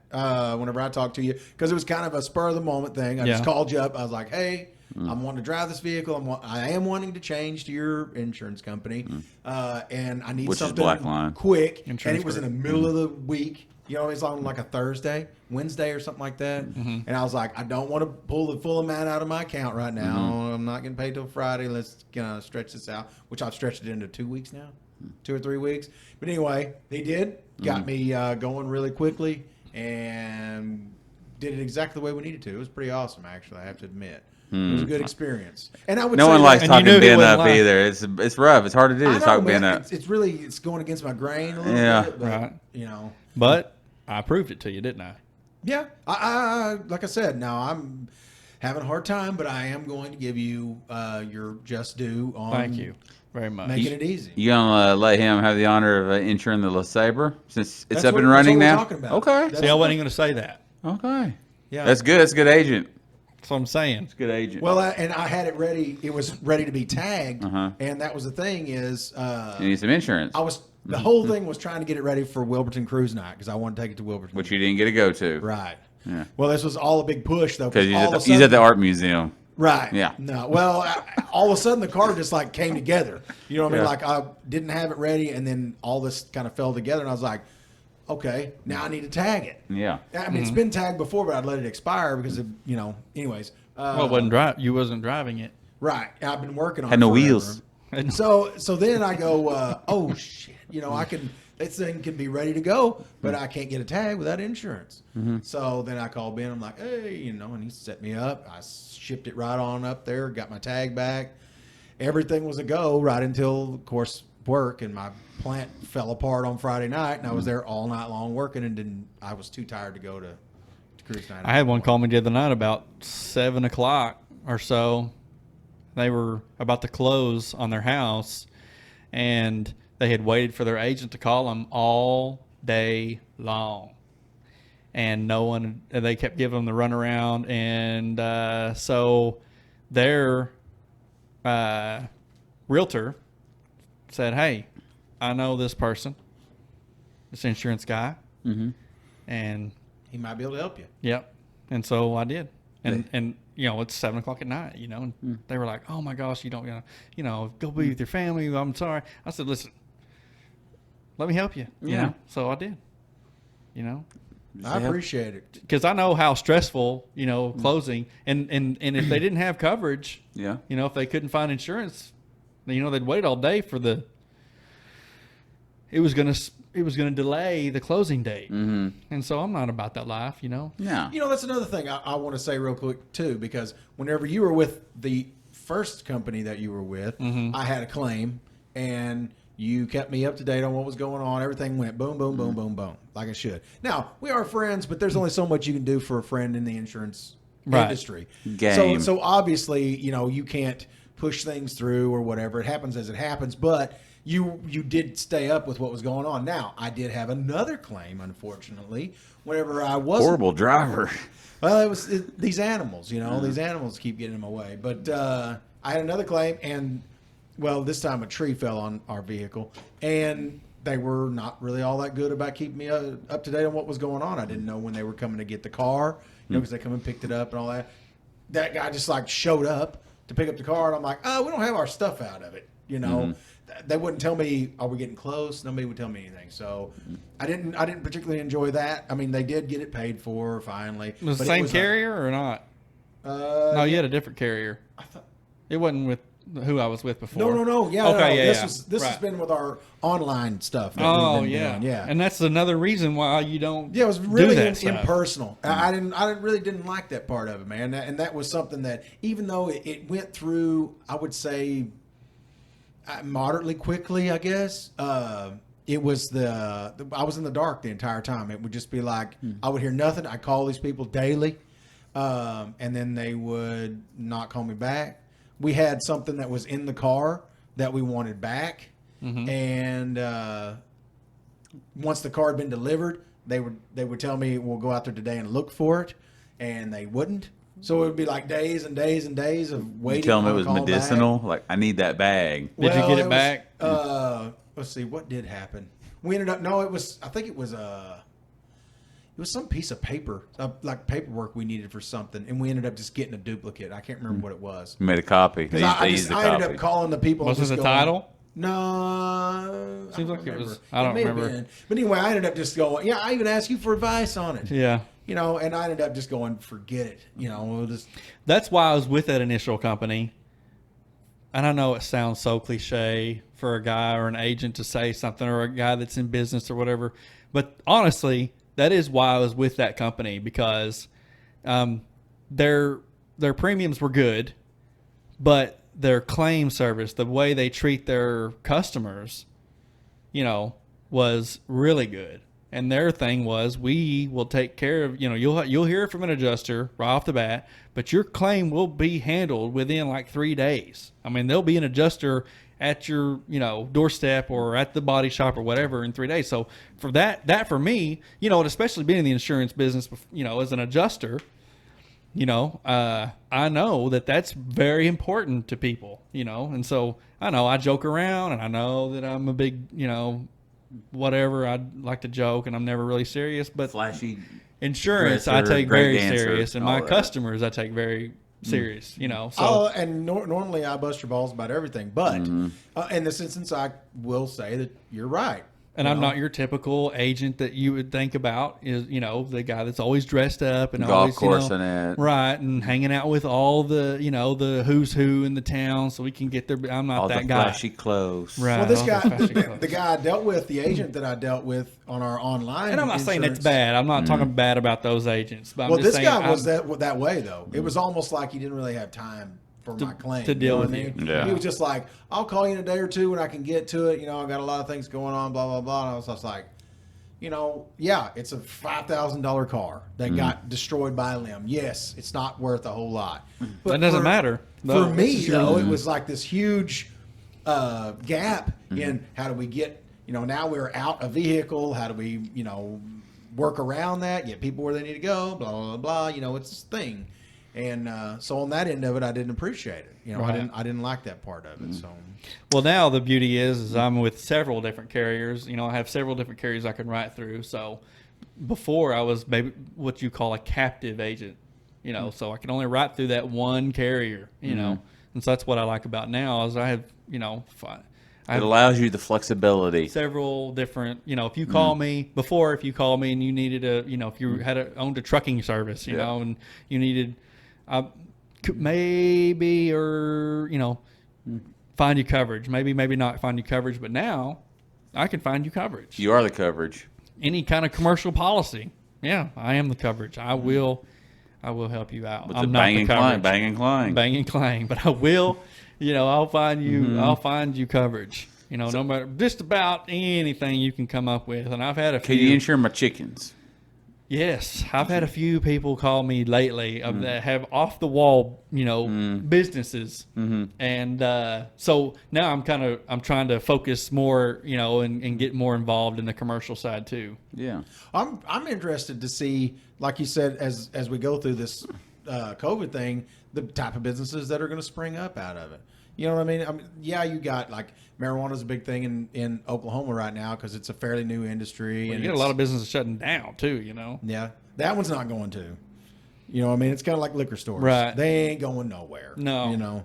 They're here from now on, which is fine.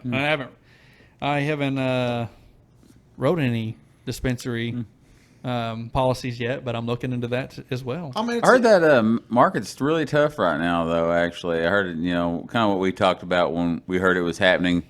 I heard it's really kind of saturated, and that in Oklahoma they made it that way. Yeah. Mm-hmm. They made it to where just about anybody and everybody could get their hand in, and whereas a lot of other states made it really hard to get in. Yeah, like you had to be mega rich to even think about it. Yeah.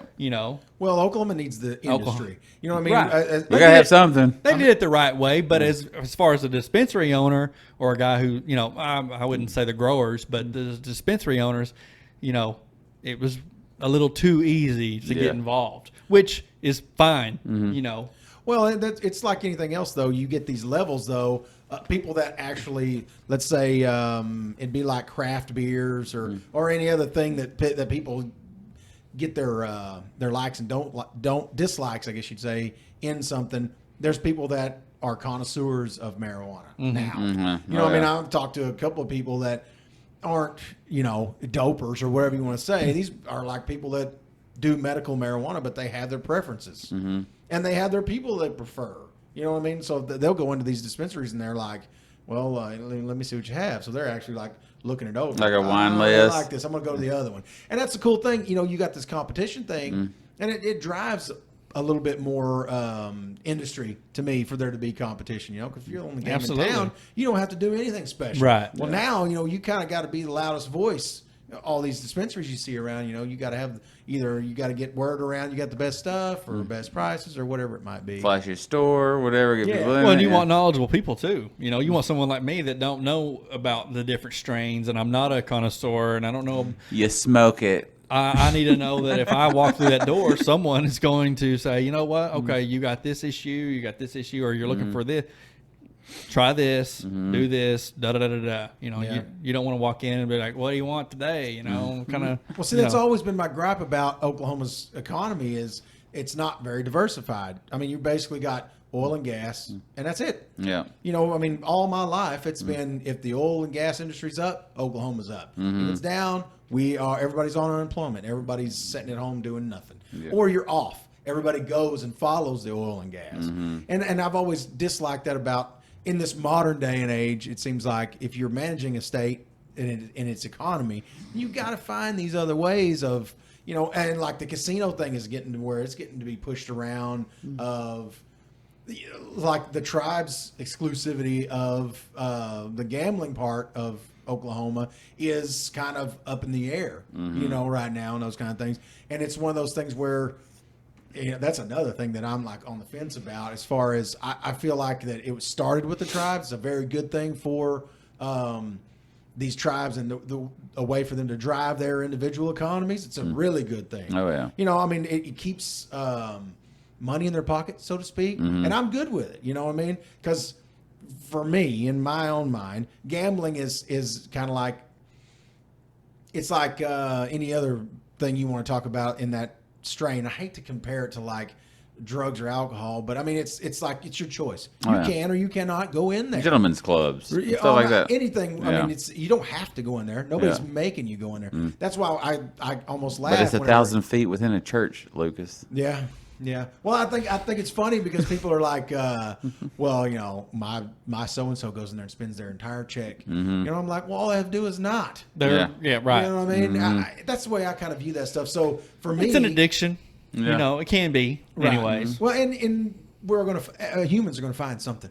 Oh yeah. No I mean, matter it what. doesn't matter. Right. What We you, like Right. your vices. shut Yeah. her all Yeah. down, and we're Yeah. gonna find something else. You Yeah. know. So, to me, though, living in Oklahoma, I want to see something besides the oil and gas industry. That's why I'm glad for the casinos and those kind of things open. I'm glad for the marijuana industry and all those kind of things like that. I'm for that. Like I get excited whenever I see Elon Musk went to Tulsa talking about, or was it Tulsa? Isn't it Yeah. Yeah, Tulsa, yeah. Yeah, starting up the Tesla factory potentially Maybe. in Tulsa. Yeah, it's one of the cities in the running or whatever. That's exciting to me. You know. Oh, yeah. Well, I saw him standing under a tent talking Yeah, to Stit. yeah. And I was thinking, Tent. A tent. We got a tent. well, not that, but I was thinking when people get off the plane in Oklahoma in the summertime, It's hot. they immediately want to get back on it and take off. Oh, it's horrible. Especially if you've never been. But what's the other place? Austin. Yes, it is. So it's hot. just as bad down Well, there. and you got to look at it like this. It's going to depend a lot on, and this is what I like about.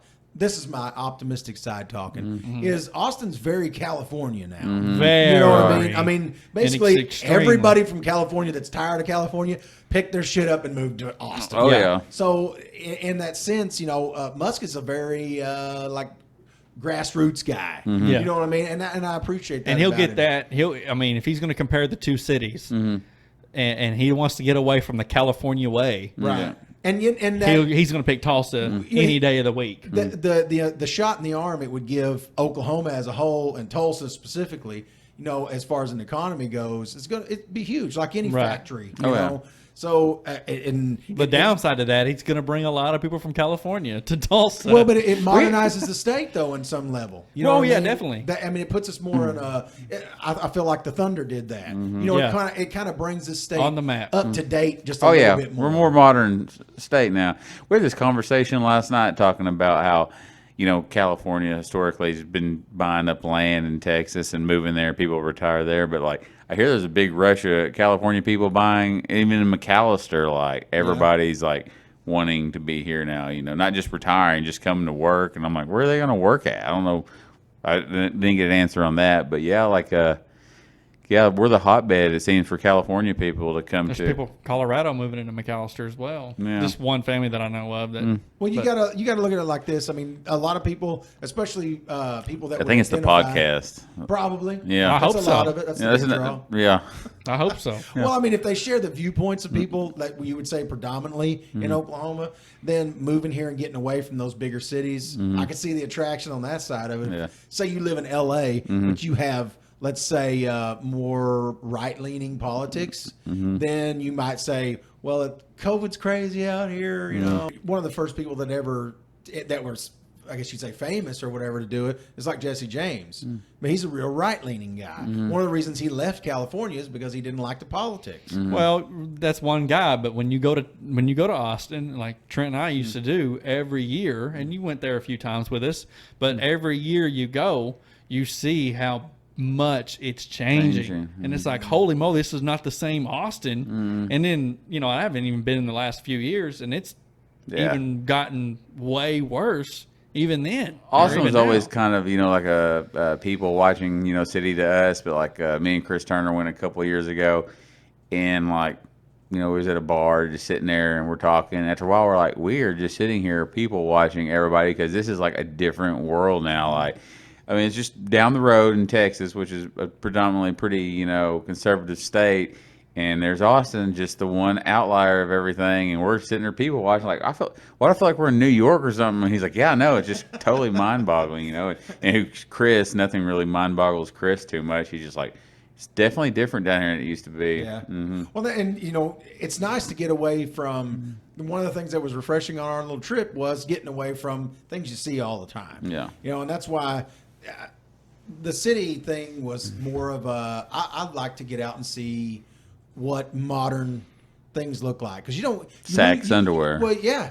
You lose perspective in Yeah. this town. You know what I'm saying? You can, because, and I don't want to dog McAllister necessarily, but I'm just saying, in Oklahoma, it's easy to fall somewhat behind. And what I mean by that is like, we go to St. Louis, right? We're going to go to the Arch. All right, now the little things that take you to the top of the Arch, all that's shut down because of COVID-19. You can't get on them. You can go to a tour and you can look around, all those kind of things like that, but you got to have tickets to get there.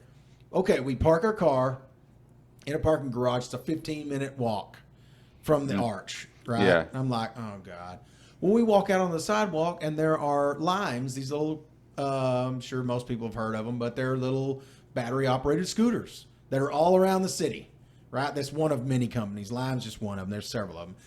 So we're thinking, let's ride the scooters over to the Arch. It's a 15-minute drive. And it's an 8-minute ride on a battery-powered scooter. Now, first thing I'm thinking is, I weigh 300 pounds. The scooter ain't going to pull me. But I'm thinking, well, what if it does? Let's try it out. So we set up the app. It felt really modern to sit there and set up the app, basically get the scooter, and then we rode it. And it pulled me just fine, 11 miles an hour. Plenty fast enough on a little scooter for a 300-pound man.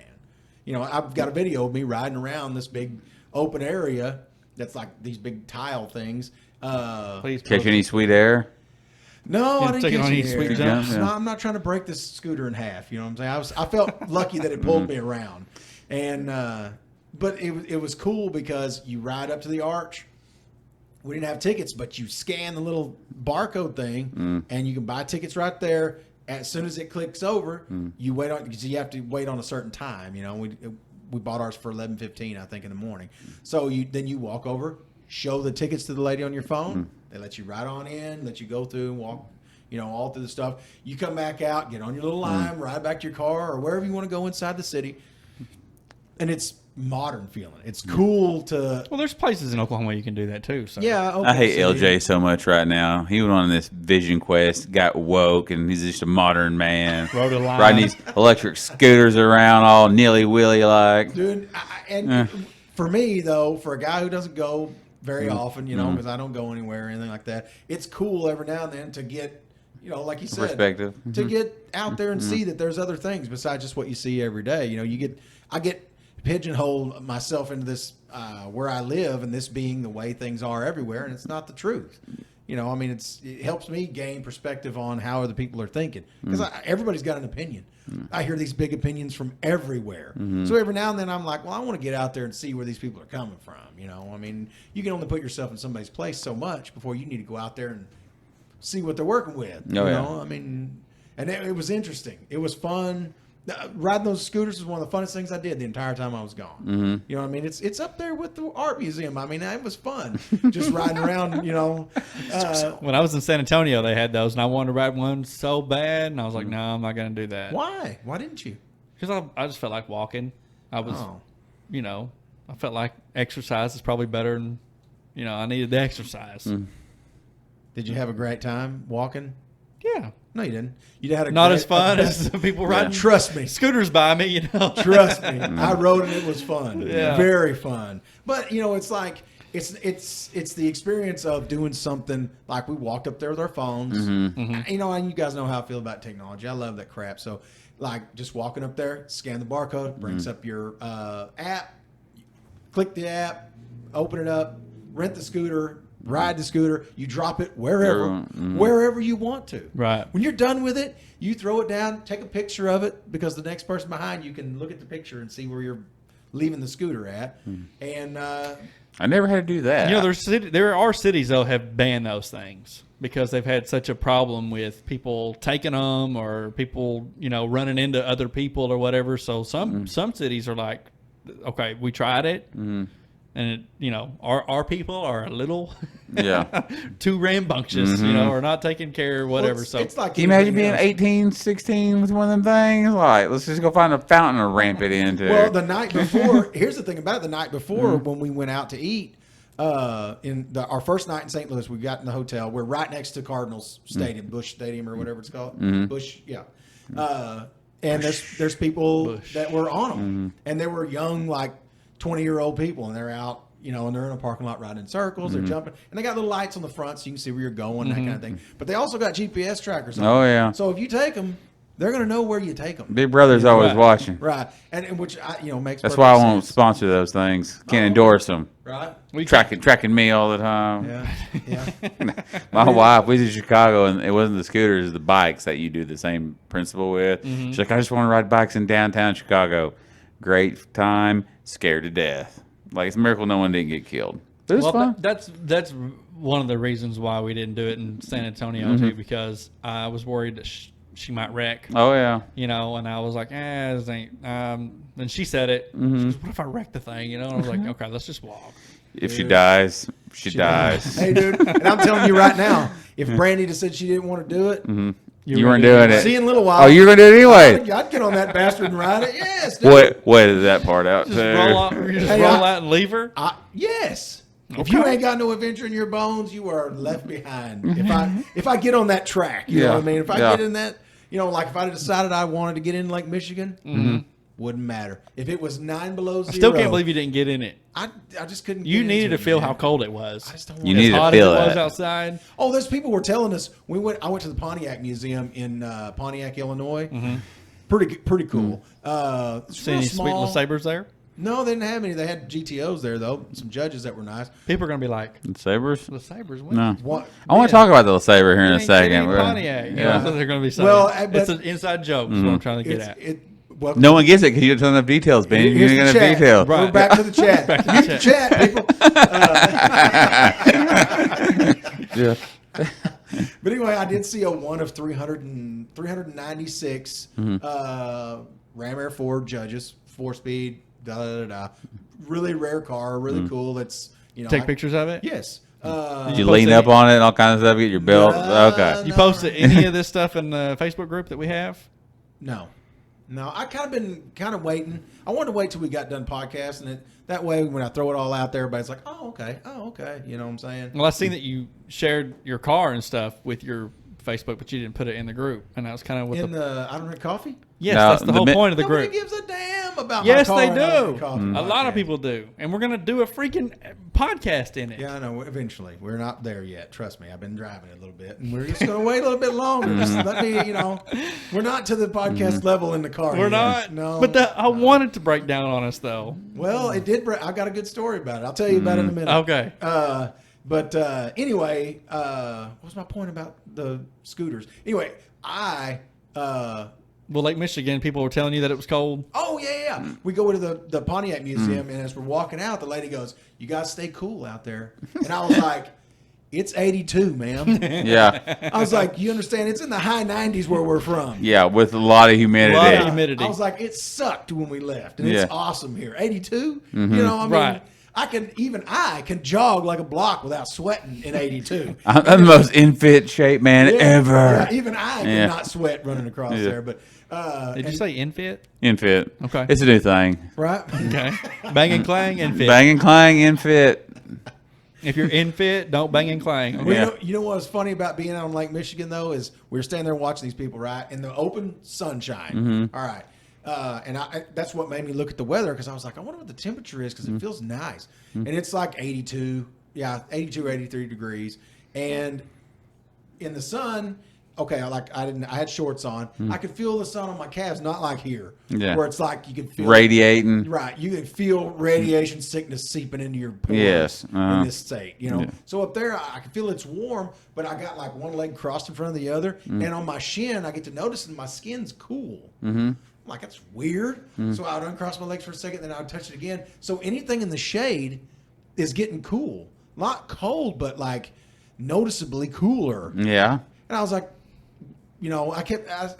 You have no blood circulation in What your kind of legs. magic is this? Yeah, we got bad I circulation. said, why do we live where we live? You know what I mean? This weather is so much better. We had that conversation last night too. Why do we live here? It's It just sucks. it's familiarity. You know what I'm No, saying? it comes back to it's the best place to live. It's too effing hot. It is too hot. I agree. I hate the summers. And one of It's these days this. when I don't have children in school, I will not be here in the summertime. Mm-hmm. I won't. We can do remote Facebooks or something like that. Yeah. Oh no, you're against that. Because in the hot I hate summertime, content. Okay. He hates content. I hate He hates content. putting content out. Yeah. Okay, go ahead. This may get some notoriety if we keep that up. I don't know. But It's for real though. This is brutal. It's like tough people country right here. Yeah. Like and I'm tired of it. You know what I mean? I mean, I've been alive longer than you guys. Trust me. A lot longer. It's sucked my entire life too. Yeah. You know what I mean? So it's one of those things where you're asking yourself why. You know what I mean? Yes. I don't hate Oklahoma, but it's like I do hate the summers. You know, like my cousin Dwayne, we've had on here. He lives in Alaska. They're in the 70s right now, which is I think even lower 80s, which is warm for them. Yeah. And we were texting back and forth even while I was up in Milwaukee, and we were Oh, he talking. was texting him, but not us. not us. We were muted. Wow. Yeah. Well, Wow. he doesn't get in the chat. Okay, I can get in a chat with him because we have enough history where I know what the hell people are talking about instead of with you guys where I have no idea. I don't know what you're talking about, but go ahead. Anyway. I'm just gonna go ahead. Go ahead. Go ahead. But Talk amongst yourselves. Sorry, I'm on the phone. What we were talking about though was like he hates the summers in Oklahoma, you know, and he remembers anytime he comes back in the hot part of the year how much it sucks. And then I'm sitting in the back of my head thinking he's not coming back. You know what I mean? He may never move back. Why? Why would he? You know what I'm saying? I mean, he's talked about it, always talked about, well, I'll move back when I retire and all those kind of things like that. But the closer he gets to retirement, the less he's talking about moving back. You know what I'm saying? And I don't know if it's a conscious thing. I haven't talked to him about it. Like, you're not really going to move back, are you? I mean, I've never mentioned it to him. But in the back of my mind, I keep thinking, Yeah, but he's staying longer than he anticipated, right? well, I mean, I don't know. Because he was what supposed had- to be almost done, but I Oh, think he's within a few years of retiring, yeah. yeah, but I think it was going to be a little sooner, wasn't it? I don't remember. By the way, I looked real quick. All we simply asked was, "Hey, is anybody getting online tonight?" And we're Right. just muted. And he's talking about online. He's talking about Call of Duty. Yeah. Well, We're muted. And we just wanted to play games, man. Yeah, That's we just all wanted to talk, do. and We just wanted to play because games. quarantine, and we're Right. trying to flatten the curve. This and is we the wanna- first time I've seen you guys. I know Yeah. you guys ran into each other in Lowe's, but this is the first time I've seen you, either one of you guys, physically Yeah. since early March or whatever date it was. I don't even remember, Yeah. but I know it's been a long time, And we get muted. and we get muted. well, have Yeah. your conversations in the day. Well, you know what? You guys will have conversations You in stay the up. middle of the day. You stay up late too, sir. Well, I don't want to hear not it. as late as I used to. When I'm working on my car till 10 or 11 o'clock at night and I Little come Saber. dragging in, I Little don't Saber. stay up late anymore. I go straight to bed because I'm real tired. usually. He's just getting old. Real quick, since we got the little saber, we went to 5.3, right? Yes. 4L60E, No. 4L80, Nope. 400. Turbo 400, an old school Oh. Turbo 400. Okay, so how's she on the road? She cruising good, running good. It runs really well. I've got a problem with my idle air control. It's not a problem. It's something I haven't adjusted yet. And by the way, it's a 1971 Pontiac Le Mans. Yeah, and you've been working on it. It's I've owned it for a little over 2 years, and it had a Pontiac engine in it, Pontiac 350 when I got it. It had bent push rods and a whole bunch of problems. So I pulled it out, bought an engine, bought it out of a 2002 Chevrolet pickup, and changed some parts in it, put an oil pump in it, a few other things. Bone And- stock, or we yeah, cam? everything back Okay. just like it was basically. It had 180,000 miles on it. Put it back in the car or put it in the car. There was a whole list of things that I did wrong and that I didn't know, basically, that I learned as I was going. Long story even longer is it's running now. It drives. I'm having some problems in the idling part. It idles fine, just sitting there. Whenever I slow down, the idle air control module is supposed to, as you get into lower RPMs, it's supposed to shut itself off, and then your I call it the butterfly. It's not what they call it now in the throttle body. The little deal that controls Flapper, the air. yeah. It's supposed to take over and close, basically, so that you keep your air fuel mixture Mass right. airflow sensor. Yeah. Yeah. So it's not doing its job because it's not adjusted right. I haven't adjusted it yet. And like I got excited Don't worry about about driving that. it. It's got insurance through Black Line. not covered. I Trent just dropped his phone for you guys that are listening. well, I got my back to y'all. Sorry. it's like anything. I feel like a low budget Tony Stark. You know what I mean? Because I'm kind of like Jarvis, you got to run before you can walk. You know? I mean, as soon as I get it running, I want to drive. Yeah, hammer it down. You know, Let's go. Half the shit doesn't work on it. You know, I've got wires run here and there, and this is on a toggle because I don't know how it goes exactly. And so But so I drove it to town, put gas in it because I had never driven it, and kind of gears we got on the back end over there? I don't know what's. I have to. I need to get the VIN and check it out. I don't know. I don't know what's in the rear end for sure. But She seem like she's gonna be like leggy though and run high, or is it pretty low gear? I know it'll run at 2,000 RPMs. It's running about 50 to 55 miles an hour.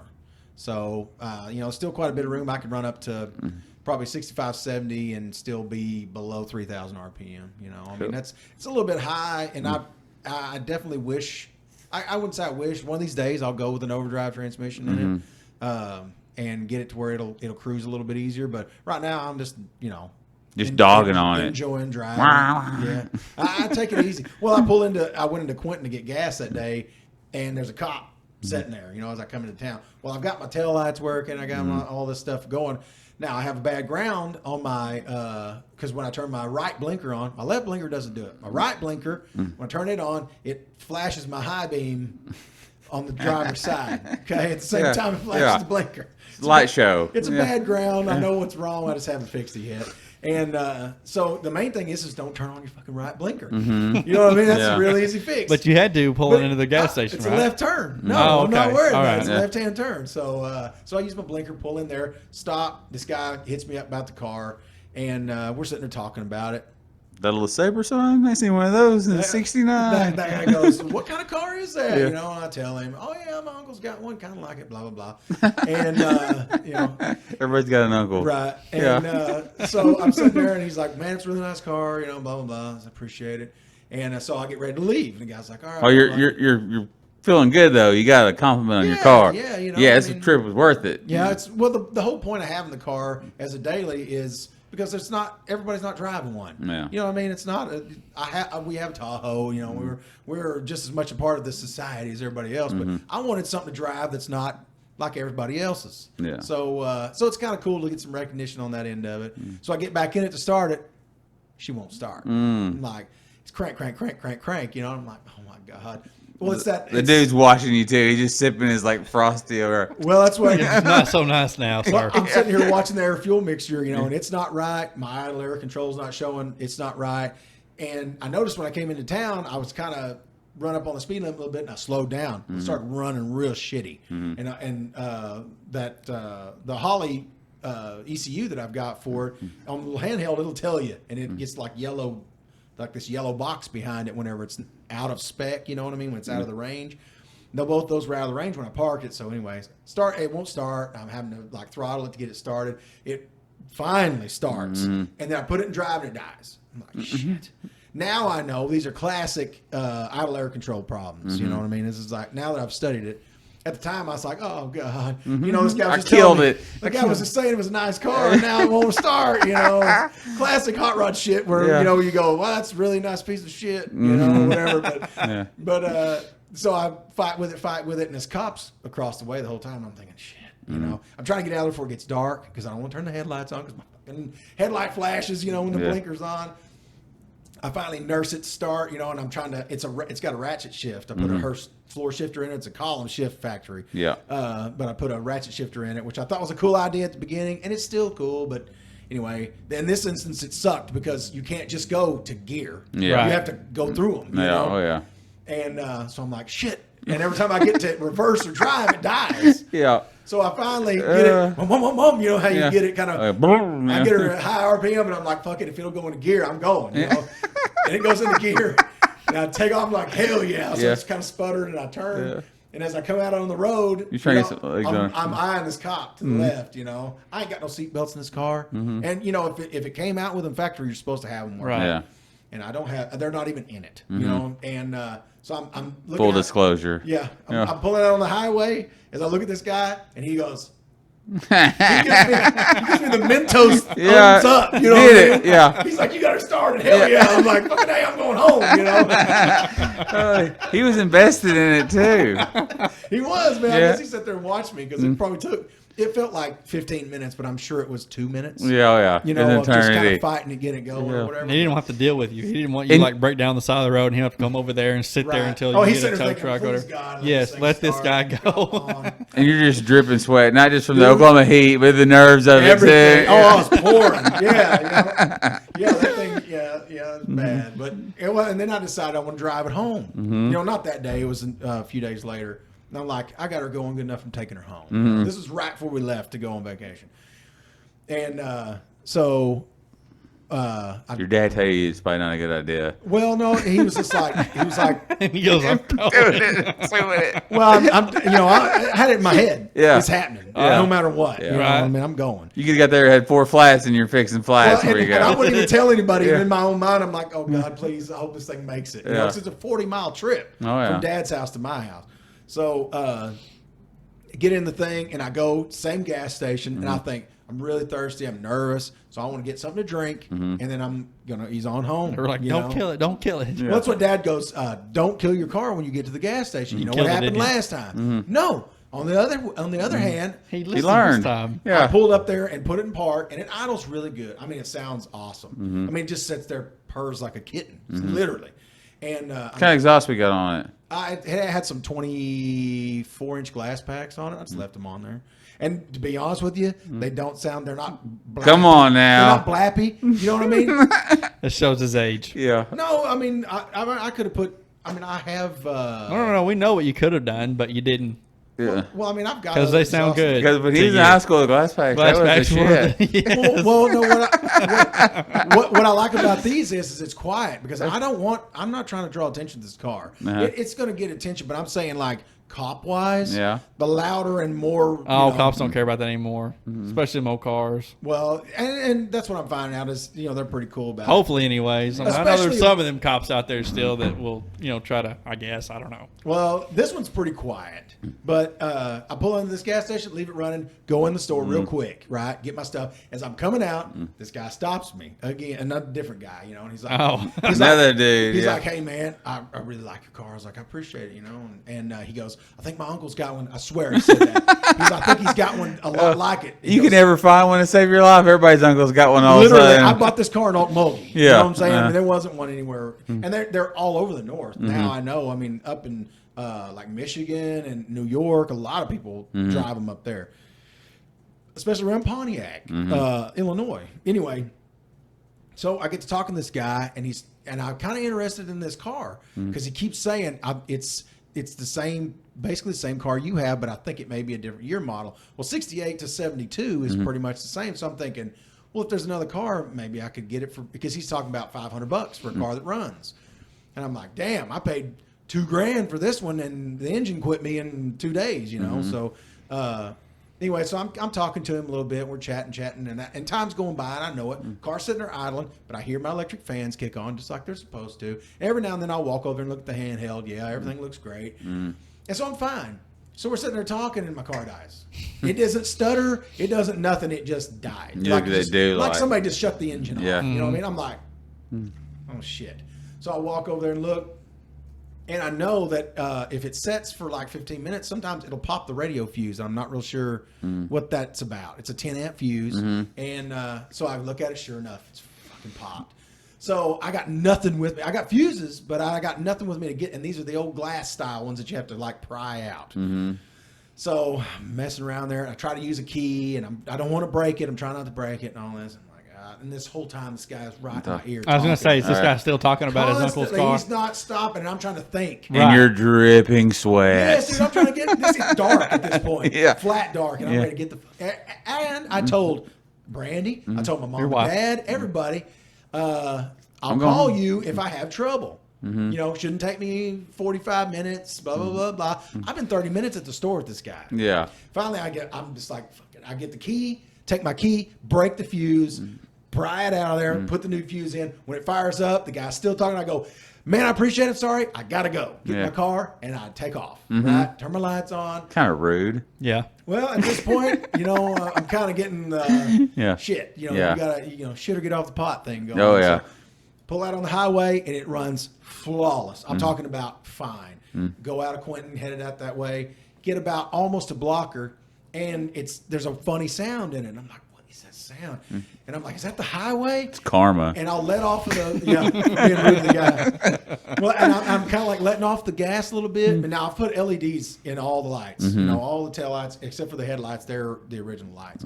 But so everything else is lit up pretty good. And And I'm like, something sounds weird, you know. I want to stop down here, and there's a gas company that's got a little yard down there that's pretty well lit up, and I've got a little headlamp with me so I can look at stuff. And I thought I want to stop and see if this noise goes down as I slow down. So I let off the gas, and the car dies. I'm like, okay, well it goes to me, you know. My neutral safety's working, so I'm trying to find neutral, and I'm trying to start. It won't start. All the way to a dead stop, go to park, won't start. I'm like, oh my God. Well, I look up in my rearview mirror and here comes a truck. Now, this is on a dark, long stretch, straight stretch. Yeah. People always haul ass through here. And I'm thinking, shit, this guy's going to run it. Okay, now here's another thing. If you pop the fuse, I've got the taillights wired up to You got no the taillights. ignition. So Yeah. you don't have taillights Uh-huh. or brake lights with the fuses blown. What So is I'm thinking, this? oh shit, I'm going to get run into. You Yeah. know, this guy don't see me running 70, 80 mile an hour. I see him all the time, drive through there all the time. People fly down there. So I get out. I got a white T-shirt on. I'm a big guy, so I'm thinking he's going to see my white T-shirt for damn sure. You know, so I'm waving like this, like I'm like a Texas Chainsaw Massacre. You know, Yeah. and I Yeah, don't circle. need help. I Yeah. just need him not to run into my car. You know. Tell me it was the guy from the gas station. No, at first I thought so. Because this guy's driving Yeah. like an avalanche. And Yeah. This is like a a similar looking truck. I'm like, oh shit. Yeah. But this guy comes pulling up. He's like, "You okay?" And I was like, "Yes, but my car died in the middle of the road. I don't want you to run into it." He's like, "Well, I'm not much of a mechanic. I can get out." I was like, "No, I know what's wrong with it. Go ahead, dude. Yeah. I just don't want you to run into me." And this is at like 10 o'clock at night. I'm getting texts. Where are you? Have you made it? You And, can't send a text message out there either. You can get them. You can't send Exactly. them. Yeah. Exactly. So I can't tell anybody shit. Yeah. You know what I mean? I'm like, So he drives off. I get in the car and it fires right up. Yeah. You know what I mean? I got it started and drove it on home without incident. And then the next day, I'm like, I don't want to leave it outside in the rain while we're gone. I'm going to take it back to Dad's shop. Oh man. So I turned around and drove it all the way back to Dad's and left it over there. But it ran fine on the way back, as long as you're easy with that idle air control when you slow down. So So we're not ready to do a podcast in it just yet. Yeah. right. No. There's no air conditioning, by the way. There's no equipment. for So air it'll conditioning in it be right now. December or January before we do a podcast. Well- Well, this was coming out in November. right. So Yeah. with that being said, we don't think we really Pretty gave a soon time. we'll be- Yeah, Right I after don't think that. we gave much of a time frame here. So, yeah, last night was July 4th. What did you guys get into? I just sat at home. In-laws, and we chase and swim a little bit and set off a little bit of fireworks and ate, and that's about it. What'd you do? Fireworks, shrimp bowl. Where at? The house. Awesome. Yeah, I didn't get invited either. No invite? I didn't get invited either. I didn't do anything at my house. Yeah, well, No invite? I think I did tell you about Hang on it. a second. I go through No, I go through my text messages. Did you have people over? No, Don't lie to me. Don't lie to me. I had a few people over. Okay. Did I invite you to my house for the last 5 years and be like, yeah, I'm not going? And like, he's honest. I'm like, okay, that's fine. So I just quit inviting him. Yeah, I don't blame you. Mm-hmm. I ain't I right, don't man. go anywhere. So I watched The Outpost. Mm-hmm. Thank you very much. I'll get you next time. A new. I don't want an invite now. Oh, This is I'm why done you- with invites. This is why we mute the chat. yeah. All right. Well, I've been told by several people that listen to the podcast. They're like, dude, what I love most about y'all's podcast is you don't know what you're going to say next, and you don't even know what you're talking about. Not us. you don't We know. You don't know we the damn thing you're talking about, and I love we that. know what we're talking about, but they don't know what we're talking about. Like us bringing up other things, and we're so random on this Very, thing. very random. And so sometimes we have to stop and explain. Okay, Trent just dropped his phone. Yeah. But that's our thing. That's our. I know, our- that's what I'm Our saying. niche in this whole deal. So, but you mute the chat. If they were in the chat, they'd mute it too. No, they would not. Yeah, no, they trust wouldn't. me. They'd be like, "This is hilarious." Trust me, you two are the only ones appreciating all that banter back and forth. Ryan. I don't even know what you're talking about because most of the time there's none of that going on. Usually it's I'm about to get online. Well, I'm racing. Well, when are you going to be done? This is like starts at 11:30. At 11:30 and a half is the answer. Then the next message is at 11:31. Then and 30 seconds there's the answer. And it's like every 30 seconds my phone's going bling, bling, bling, bling, and I'm like I can't do this. I can't sit here and listen to this over and over again. I just like to know what my friends are up to, how everybody's doing with the quarantine. It's the only way we And really what they're doing on interact. 4th of July. Well, Not inviting and- you, what they're doing. I having know. shrimp I know boil. you're freaked out by the COVID. I don't want Having to, but a I don't want to put you in shrimp- that shitty situation where you're Having like, a do I go? Or I got to tell Trent not? No, I did you a solid. That's very true. Yeah, Right, I'm close. I'm a better friend than you. What I, One of these rare occasions where not being a good friend is actually being a better friend. That's right. speaking Me of and Chris COVID, was actually talking about that last night when someone like it's a tough situation when someone says, you ain't ran into a friend in a while, like someone you went to school with, or even just a friend, and either they say it or you say it like, hey, call me sometime, let's get together. And like you say it, you go, why in the hell did I say that? Like, I don't want to hang out like later. And then though, if someone does say that and y'all really good friends, like, yeah, man, get a hold of me, here's my number, and call me sometime, we'll hang out, or I'll come help you out, do this or that. And you're like, do you really want me to call you though? Yeah. Like, am I going to inconvenience you if I say, hey man, what are you doing? Like, I really enjoyed running into you. Let's go eat dinner. Yeah. Gosh, damn it, I don't want to go eat dinner. I don't do that. Yeah, you don't offer nothing. I don't- ever been there. like I'm moving, been like, oh, you bought a new house? Yeah, you're like, great. Whatever. Right. When you bought your house, you said, dude, I'm having issues with the roof. Yeah, you did do that. And I ran but there was right no over to there that. was no moving. I've helped you move a lot of times, and I've helped a bunch. I helped Scotty move like Yeah. 17 times. You never helped me move. Never helped me move either. You never And I asked moved me. to town. Yeah, I don't But even. you were having issues with your roof because you were fixing to get screwed around on your roof when you Yeah. were buying this house. And who came right over to help and jumped on your roof? You did. You Okay. jumped on the roof? He jumped, literally flat-footed. Yeah, pretty much. Pretty much. Okay, so we talked So- about your car.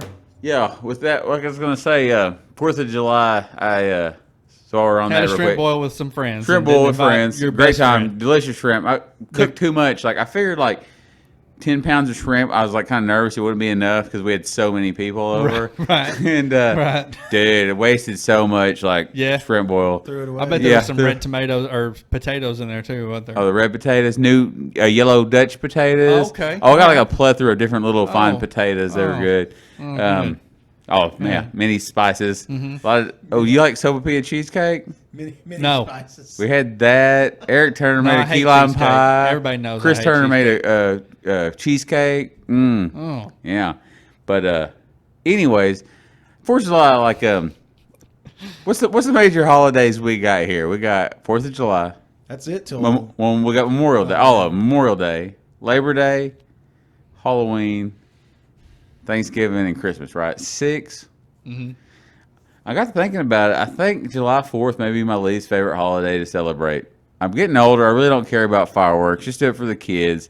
The weather sucks. You're sitting outside sweating. Everybody's like, oh, you're trying to eat. You're sweating in your plate.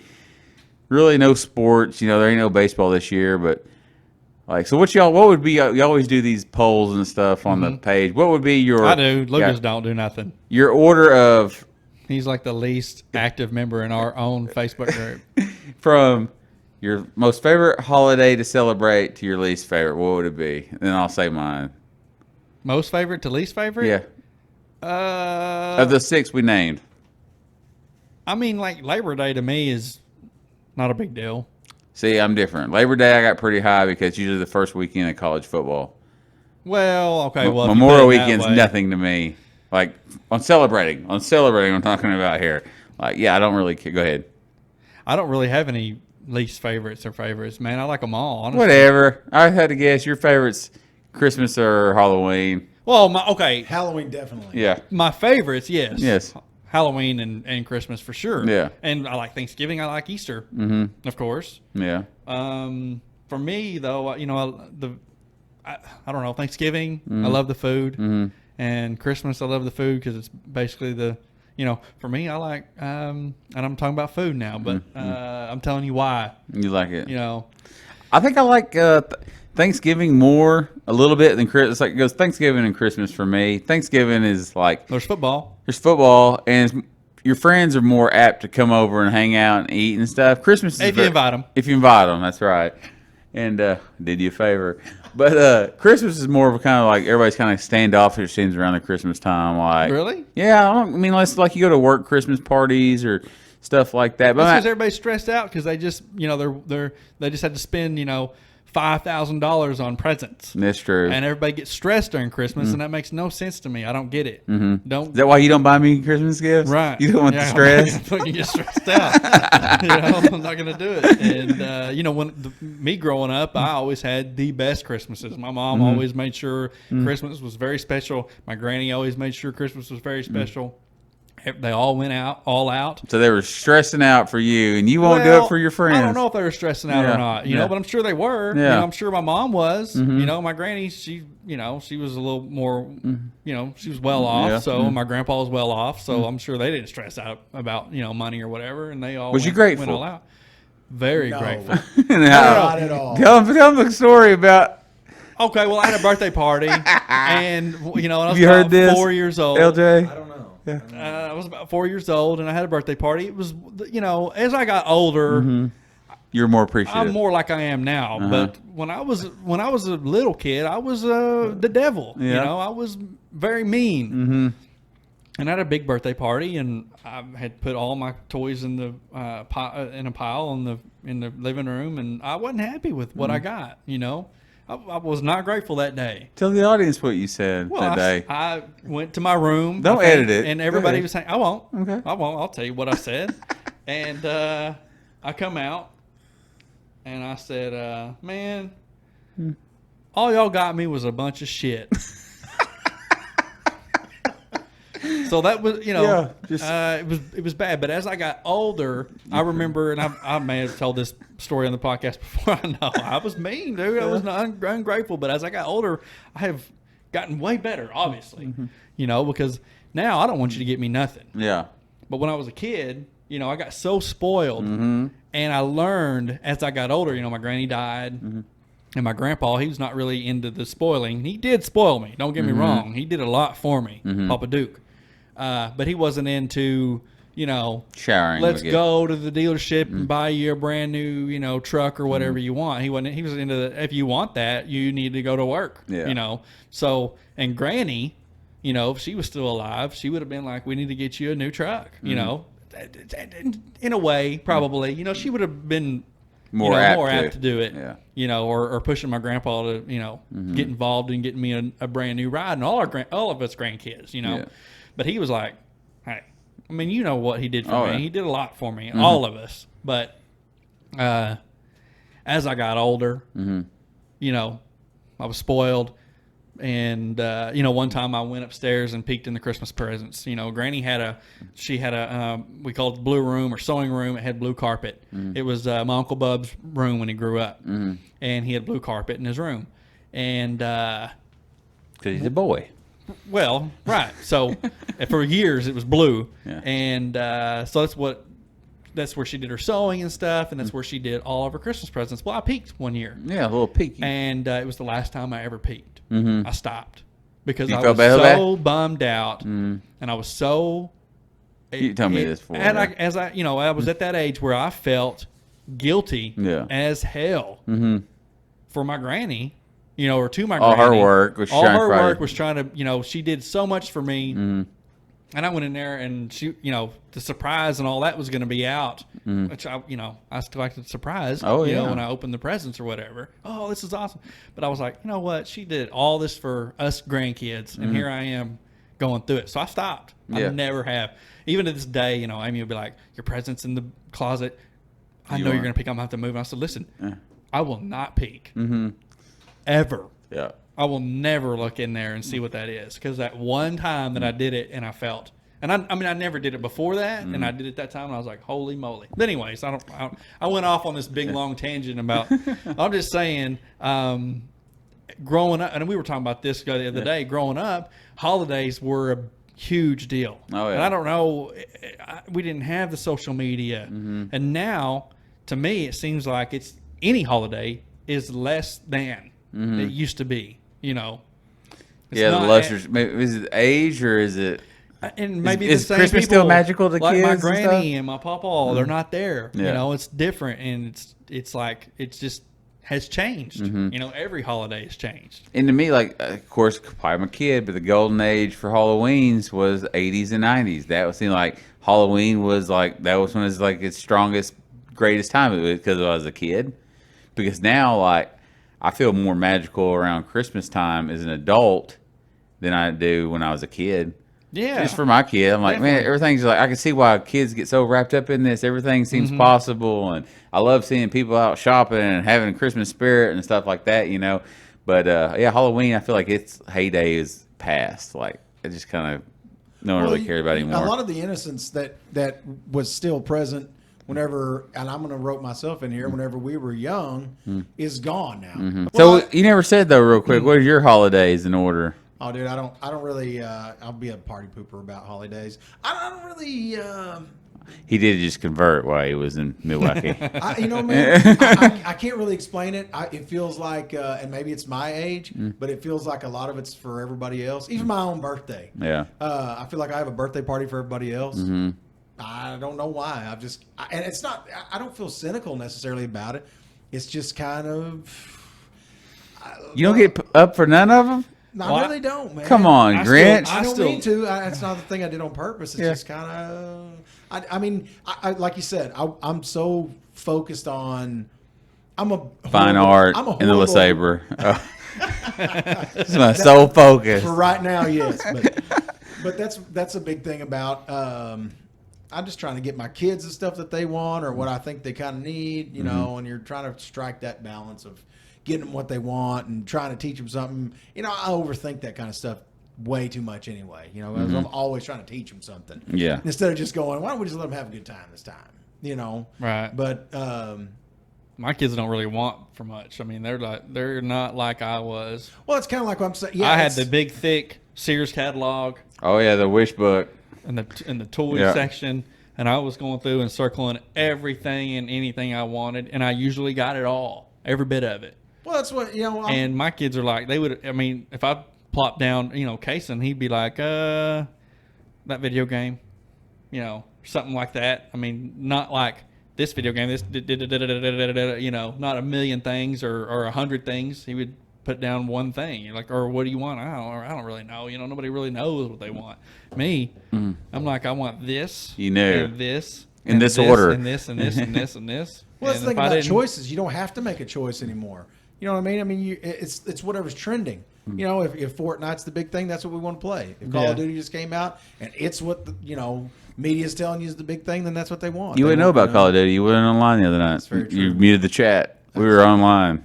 On the It line. was your last chance to really play because y'all don't have internet now. I can play with my phone, buddy. Oh. I can get it. Well, point and clicker. Yeah. But No bang and clang, but point and click. Right. Yeah. No, I mean I'm talking about I can use my internet, my hotspot on my phone. I mean I did play for about 30 minutes yesterday just to test it out, see how it did. Did it do good? And, yeah. I love Yeah, it works Halloween, good. but Yeah. I think Christmas time because it's more magical than anything. Exactly. Yeah. That's how I feel. The I think spirit's there. Halloween, or I think Christmas is my probably. I mean, it definitely is my most favorite, Mm-hmm. especially getting to see your kids open up presents and stuff. And See the fact, and this is going to sound like I'm a big crybaby, but the fact that there's no weather Yeah. associated with Christmas, it ruins it for me. not man. anymore. I know. Mm-hmm. I mean, We used to have snow. We used to. yeah, I mean it's warm every Yeah. year. I would consider with that warm weather in Christmas. I can't think of the last time that I was like. I mean, they always go, well, there's a 8% chance of snow on Christmas Day. You know? yeah. I'm like, what? Whatever. What does that even mean? But I mean, of course, all that comes from the northern states, kind of being the leader of those holidays. It seems like we kind of get all of our stuff from those states where it does snow during Christmas time. But when you consider what is a quintessential Christmas, but for me, dude, I mean, it's like you said, you buy $55 receiver gloves twice a year. You buy 2 or 3 pairs of cleats that are $120 a piece several times a year. I mean, next thing you're looking at is, well, how do I make it special? Well, I need a $300 this, or I've got to buy them a $500 that for it to be a big thing. You know, because $120 is nothing anymore. Yeah. So it's almost like I don't know. I guess the experience of it. I'm a dude though, and I think that You are a dude. yeah, in every sense of the word. But for me, it's I'm getting more like my dad, I guess, as I get older, because I'm like, this stuff's so overrated. No, I don't feel that way.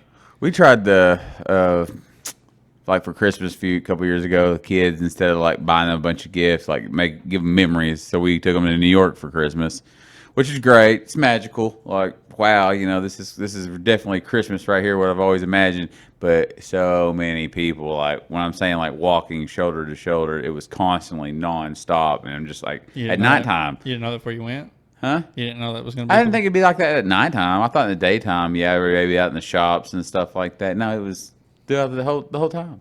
The nighttime is the right time. I guess so. You know I mean, this. I've been to New York, before, like, or since or before, and you can walk without being shoulder to shoulder. That time, though, I mean, you literally had to hold on to your kid's hand and drag them through these crowds. I'm like, well, that ain't very fun. Yeah. But we tried that, maybe make more memories and experiences than material gifts and stuff like that. But because truth be told, my kids, you can go buy them any toys they want these days, which is a little bit older than Ben's boy. Of course, I got a little boy younger than Ben's. But anyways, the older kids, just give me Wi-Fi, man. You just make sure I got Wi-Fi and electronic, and that's all I need, bro. Yeah. Yeah. Like, I can take away the PlayStation, I can take away the TV, and they're like, don't take away my phone or iPad because I got everything I need right there. Dude, that's what I talked to Carter. They're gone to Gulf Shores. Yeah. They've been gone for a total of like 8 or 9 days. They're coming back today. And I talked to him yesterday. He called me. And I was like, hey, man, how's it going? How's vacation? He's like, oh, it's pretty awesome. I said, what's the funnest thing you've done so far? And he's like, I just been playing a lot of 2K. I'm like, huh? Yeah. He's like, yeah, we had a UFC tournament the other night, and me and Gavin were in the finals, and Gavin beat me in the finals. I was like, a UFC tournament? He's like, yeah, on PlayStation. I was like, you guys go to the beach, you spend 9 days at the beach, and this is what you play video games the entire time? This is the funnest height. part. Oh, yeah. You know what I mean? Well, our kids do the same thing. I mean, and Our I'm not kids saying it's and wrong. their cousins. I'm not saying it's wrong. It's so different, though. Yeah. Just like when Well, cousin Carter gets in. They like to play a lot of basketball on the PlayStation at the beach house. Well, think about it like this. Even think about whenever McAllister School goes back to school this year. I was just reading on it the day before yesterday. You got 3 options. Yeah. Now, you can either go to school all the time, or you can go to school part of the time, or you can not go to school at all. And as long as you go to one class every day, you can be in sports. Wow. Up to you. Yeah. How do you want to do it? You want to send your kid to school? You don't want to send them to school? They'll do virtual school. How, as a parent, and it's kind of like this thing on vacation. This is what I wanted to get to next. I'm glad you okay. it was a Segue perfect right segue. into it. Yeah. Okay, Yeah. all right. Right It was in. accidental, but it You kind didn't of, get the notes? No, I didn't even I didn't even wrote it in my notes. well, it kind of goes together though, because you think about, okay, the first thing you think of, because the way we grew up is like, they don't have to go to school. Well, all my everything I know about social behavior, I learned interacting with a bunch of kids that I didn't want to be there with. And I say that in a negative way, but I mean, literally, you think about it, you get along with 10% of the kids you go to school with. The rest of them you deal with. You know what I mean? You find like you guys have been buddies forever, and you're on again, off again as friends. Sometimes We deal with each other. Oh my God, whatever.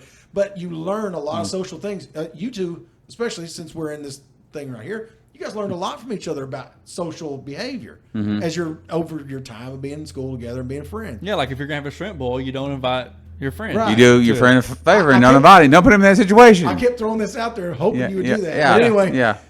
But you go, okay, we're taking that away from them. How are they supposed to learn how to be if they're not around anybody? Because we all know the homeschool kids are weird. Now, I say that tongue in cheek because I'm not saying they're weird like they can't get along with nobody, but they're always different. Their social You know what I mean? cues are different.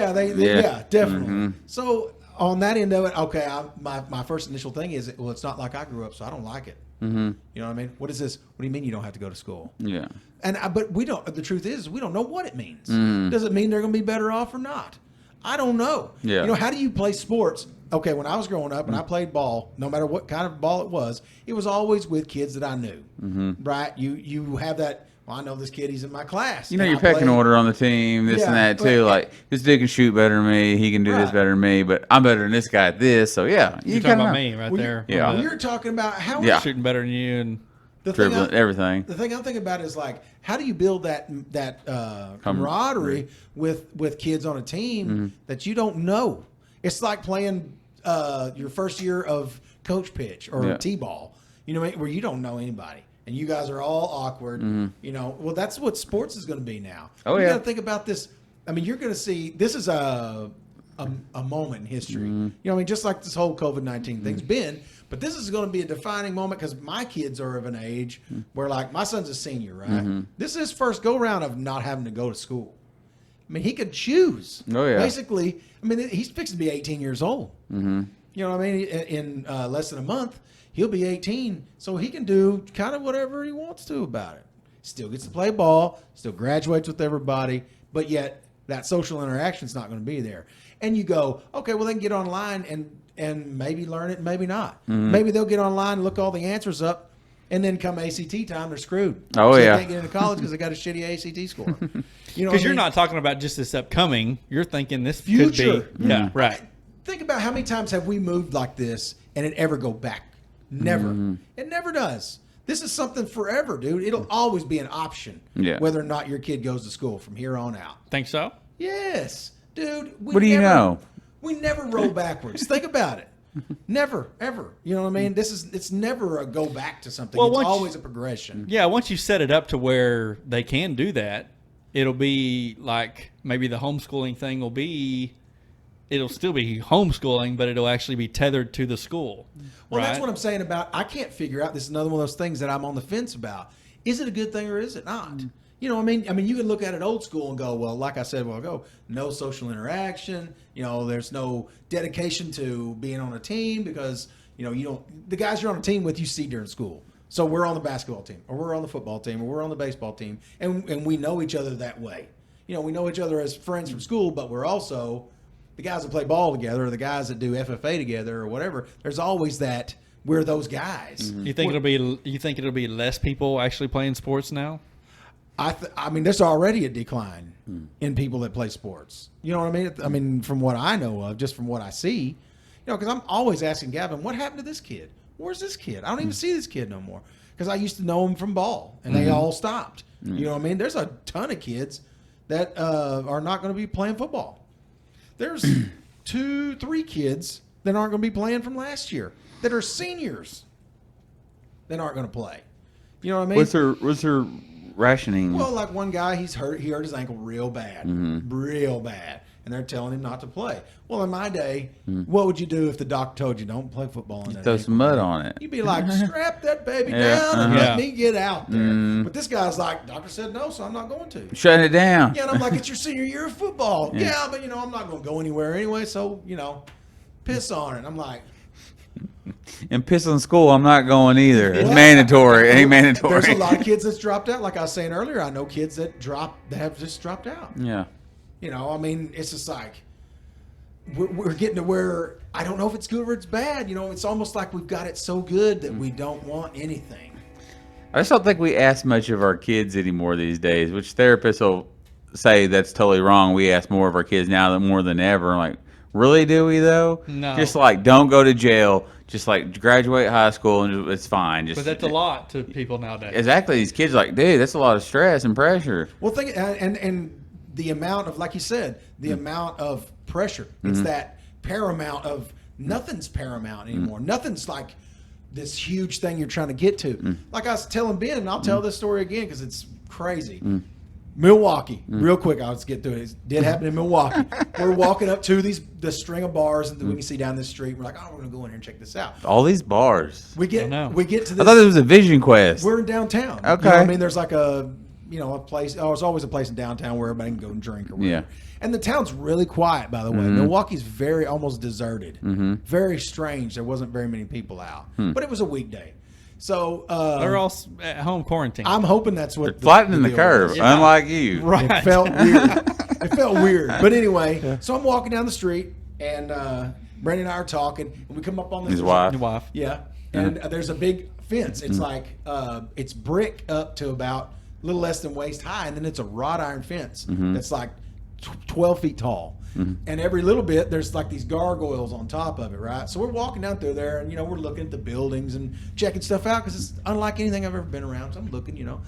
I see this dude up ahead of me. Architecture, too. He I'm likes pretty fine sure- architecture. I'm pretty sure this whole time Brandy was like, "Man, I really wish we were at the beach." But No, listen, she never said that. But anyway, no, but she's definitely she thinking may have it. thought it. He But told her some shit like, yeah, this is this village from the Renaissance period. She's like, beach. no, we went down the river walk though before that, and you know we were talking about how how we wouldn't mind living there. It's really cool. I mean, it's a really neat town. By the And, water. yeah, and it's old and, that kind of stuff.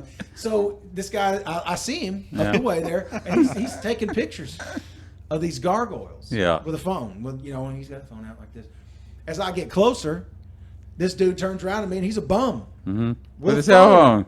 With a phone. Yeah. He turns around and he goes, hey, man. And I'm thinking, here we go. And he goes, hey, man, you got $28,000 I can borrow? That's the number, $28,000. Even the bums Are you being serious? are up here. That's exactly what he said. You got $28,000 I can borrow? And I was like, no, man, I'm sorry. He's like, all right. And he just went back to taking pictures of the gargoyles and walking on. I told LJ, I was like, he's probably just was hoping you would meet him in the middle. Yeah. I got 16. Yeah. That's 16 grand. That'd be 14,000, man. But we're okay. We're close. But there's 14, society. 16. I mean, that's society right there. What I meant. Yeah. Even the bums are like, instead of you got any change, Yeah. you got $28,000. Or anything to spare? That's the old Yeah. standby that Or works. pull out at least $100 bill. Well, Yeah. no, I ain't got 28,000, but I'll give you $100. Oh man, did you say 28? I got 24,000. That's all I could. That's all Because when right. he asked for $5, they usually give him probably 50 cents or $1. So he's Yeah. like, Well, you know you what? could even say this guy's If I- got a mental problem, right? But if Right. he had a mental problem, he'd ask me for $80 million. Oh yeah. But he hit the old 28,000. 28,000. I mean, you can buy a decent car for 28,000. So he's thinking, I can get my ticket out of here if this guy, me, Yeah. obviously who doesn't have $28,000. Give him 28 grand. It was those damn. Of course, I got 28,000. It was those damn Merrills that got you Yeah, in bind. dude, You saw those the Merrills. Merrills. I wasn't wearing the Merrills, man. Crocs. She wouldn't let me. She won't let me wear them out in public. No. Oh, dude. I I agree. completely understand Yeah. why. She was Yeah. like, you're not wearing those. I can't believe she let you buy them. Yeah, she knew I wanted something to slip on. So So $28,000. Okay. I want to know what you think about the upcoming football season. which, like high school or NFL or what are we I talking don't about? care about NFL. Oh, speaking of NFL, I don't wanna care say on the about NFL. on the podcast, I want to say that my mother-in-law bought me and the boys Dallas Cowboy tickets for Philadelphia 2 days after Christmas. That's pretty rad. And I don't know what she paid. Was it a Christmas present? It was a Father's Day present, Oh, man. okay. Hey, and 3 tickets. Did you just say that already? I haven't. Well, Did you say Father's Day before? Did I just miss it? no. Okay. Yeah. Just making But sure. what I want to say this though, I looked him up, because I'm thinking, where are we going to be? Mm-hmm. We're on the what would it be, the north end zone, about probably 7 rows from the edge. Incredible. Yeah, ticket. see. I don't know what she paid for them. Yeah. Suffice it to say, it was a lot. I can tell because she thought I was going to be mad when I found out. Because usually she gives the kids money and. I've never been mad at any expensive gift anybody's ever bought me. Well, let me put it to you like this. Well, I mean, and my mother-in-law is obviously a very, very good woman. She's single and she works for a living, and Well, don't say she's single on the podcast because now everybody's going to be taking your presents from yeah, you. trying to They're get gonna your be- ticket. They're going to be like, oh, okay, I need to meet this woman. If you can get them, come get them. You know what I'm saying? But anyway, I've never had somebody spend that kind of money on me. Nobody, no one has ever spent that kind of money. That's on me. awesome gift, man. I mean, you're looking at bare minimum $300 a ticket. Oh yeah. And I'm not bragging for the sake of bragging. I'm saying I didn't know what to say. Yeah. You know what I mean? It's like, There's a hug. What do you do here? I mean, what do you? high five. Yeah. Well, like Carter said later, he goes, well, I was going to get you something for Father's Day, but how am I going to top Dallas Cowboy tickets? Yeah. And I'm like, it's a damn good point. you Oh know? yeah. Buy the parking ticket. Well, and that's what I told Brandy. I said, what it's looking like, they're going to be really good seats because there ain't going to be very many people there. It doesn't look like, but You've been we're great if going- you told the boys. You said, "This is great. Ben and Trent will love these tickets. We'll have a blast." Yeah. I'm scared for football season, man. I am. Well, But- high school football, I'm a little more optimistic, and only because of some of the things that I saw in the country as we were going up north. And that Good. was a lot of people not wearing. I say that, and people are going to take it like, it just seems optimistic to me for people to not be wearing masks. And I know that sounds counterproductive, and it's kind of sounds weird for me to say, but it shows that not everybody is running around feeling scared. You know what I mean? That's the kind of the idea I got off of it. I saw a lot of people in restaurants talking to each other. just talking back and forth. The waitress would come up, and of course you got to ask for salt and pepper. You got all these things that are supposed to limit the people working there's exposure to these other people. I get it. These, hundreds of people in and out all the time. They're wearing masks. They're trying to limit their exposure to several people. But the people that I saw, everybody without exception, I had not one ill conversation with one person in any of those places that I went to. Everybody was very courteous. Everybody seemed in a decent mood. Nobody seemed scared. Of course, there was plenty of people at home that I didn't go to their homes and go, "How you feeling today?" And they're like, "It's COVID-19, bam," and slam the door in my face. But the people that I did see out, and I saw a lot of people, a lot more than I thought that I would. Everybody seemed cool. Everybody's trying to live their life, And so that on the inside of my mind, I'm thinking, anyways, I'm thinking, it looks good. It looks good. I think football coaches and guys that have football programs in their schools, I think are wanting to be optimistic about it. I think they're going to do football games a lot like they do like Summer Pride and stuff like that. If you have symptoms, you can't come for 14 days. If you go to a ball game, they may be shooting everybody's temperatures that come in, or a mask may be required, or any number of things like that. But I think they're going to let it. I hope so. I think they're going to let it happen. Good. If you got it, stay home. You can't play. That kind of thing. That's going to keep people in and of itself. Guys who really want to play football are going to do what they can to not get it. Yeah, but what scares me about it all is, we're going to play, toss of hell, Friday night, and one of their players has it, and he just found out last night that he's got it. Mm-hmm. And so they're going to shut their team down. Be like, no. It's going to be no postponed game. And that's what I'm scared of, that kind of stuff. That could be part of it. I don't know. Especially with little kids, even though it doesn't seem like kids have that much of a problem with it as a whole, still, nobody wants their kid to get it. Yeah. Right. You know what I mean? There's still that potential. So we didn't have, really baseball season. We did get to play in a tournament at Stigler, and then we played at a tournament in Atoka, and we've been practicing a little bit, and we've got a couple scrimmages. We got practice tomorrow night. We got a couple scrimmages this week.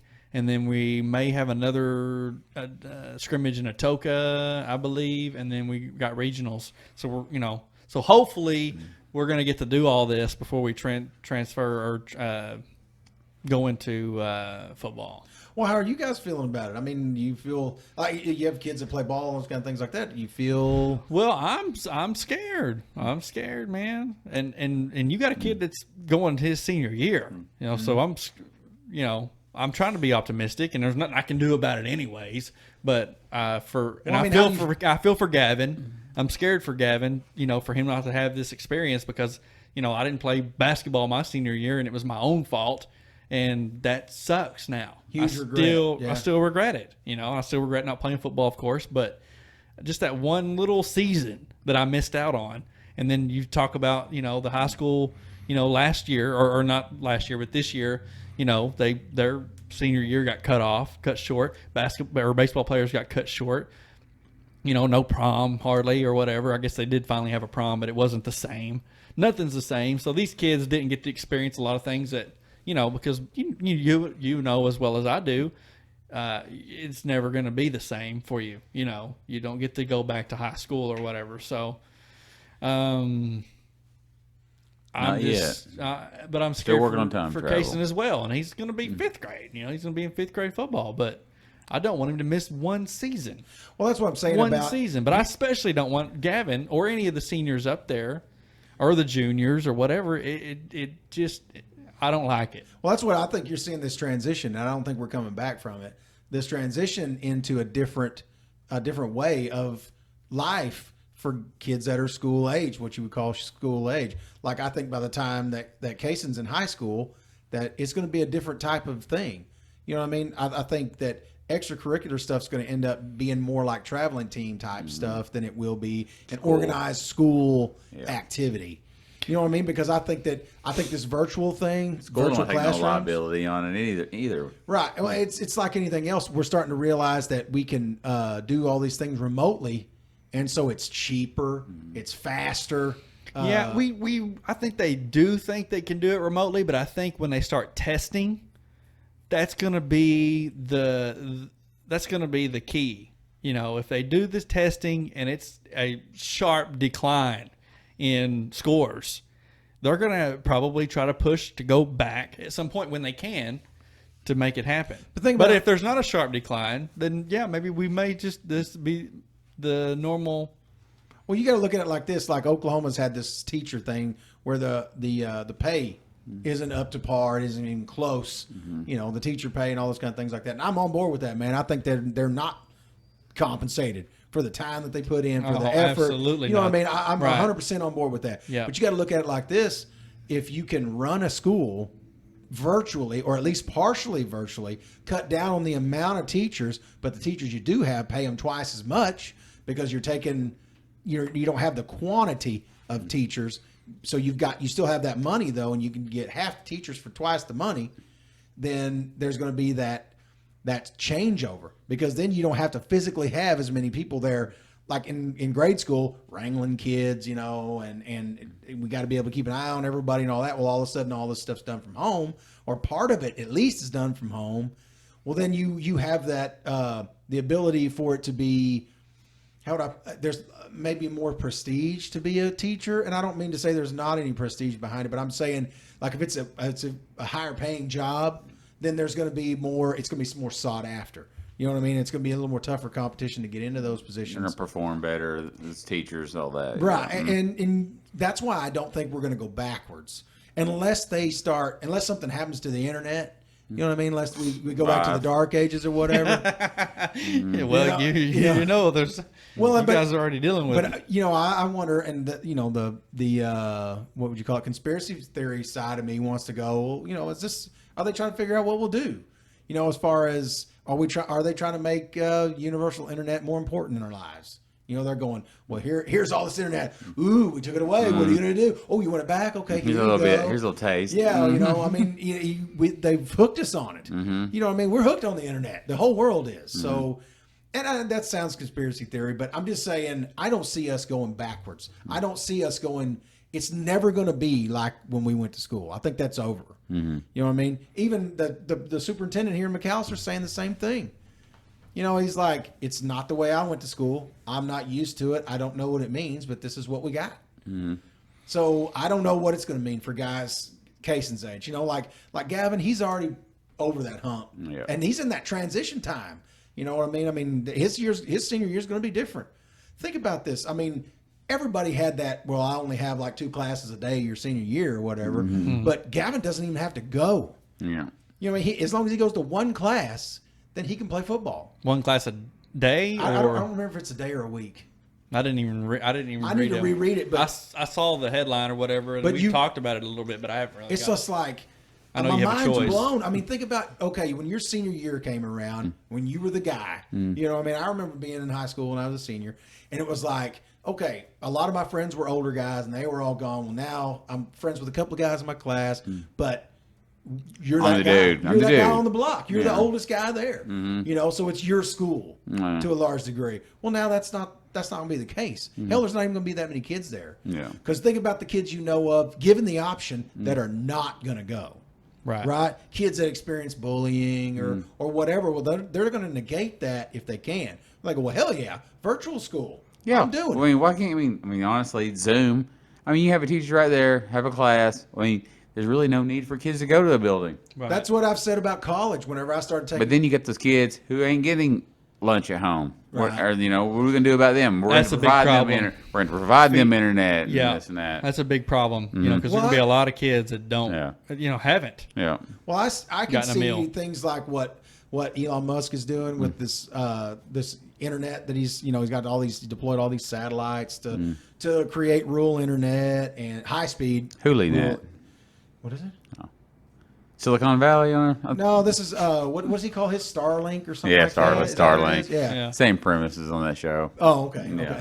Okay. A free, unconditioned internet for the world. Well, and that's what I'm thinking is you got to look at it like self-driving cars and all those things that they're saying are coming. These guys are saying it's almost inescapable now, or else they wouldn't be putting the kind of energy they are into them. You know what I mean? I mean, at the end of the day. But as this stuff comes along and they figure out what they're going to do about kids that don't have lunches, because you got to think about it like this. Think about the bum that hit me up for $28,000 was holding a cell phone. Yeah. You know what I mean? He's Even got the income bums- somewhere. Yeah. Even the bum's got a cell phone. He's who knows what he's doing with the pictures? God only knows. But I'm just saying these hurdles are going to be overcome. You know what I mean? Like if Karen out there, and her son gets bullied all the time in school. She's always at school, always bitching at everybody. You know, he's having a horrible time. What are you going to do about it? Blah blah blah. And then they go, well, he can stay at home and he can learn virtually, and that'll keep him out of it. And she's not gonna go, no, I want him to have that experience. No, she's gonna go, hell yeah. Okay. What I gotta have? Give me that router. Yeah, you she's got like- one of them routers here? Yeah, she's send like- it home with me. She's like, but I don't have a computer. Like, Problem about They'll take care of her. Oh, here's a computer. Well, I need one for my room too. yeah, problem about that though is these parents having to find people to watch their kids because it ain't just seniors that get to skip; it's everybody gets to Right. skip. You know, I mean, we haven't really heard. I don't think that we've heard anything about case in school, but I don't think so. I don't think there's been any. You know, But think about how good you feel about your kid if they're 10 years old. You can leave them at home and you can FaceTime them. You know what I mean? And you're only working but 8 hours a day. that's kind of neglect a little bit. You can't really do that. It's not really. There's a lot of things that are neglect that people do. Well, that's true. Think about how you came up. You know what I mean? Think about what your parents did. You know what I mean? It's like it's a new form of it, yeah, but it's not unheard of. Yeah, but when we come up, if our house burnt down and we died in it, then it was just like, oh, that sucks. But now, if a 10-year-old kid dies in a house fire and there was nobody around, you're going to prison, you know? Right, but what 10-year-old kid's going to die in a house fire? Because Well, the that's first true. thing he's going to do. Well, I'm not talking about 10-year-olds. I'm talking about 5, 6, 7, 8, 9. Nah. Just not 10. Bizarre. Yeah. Well, then you're talking about mass. Basically, you're talking about just like they have now, daycares. Well, just give him his laptop or give him his iPad. Well, a lot of parents can't even, afford daycares.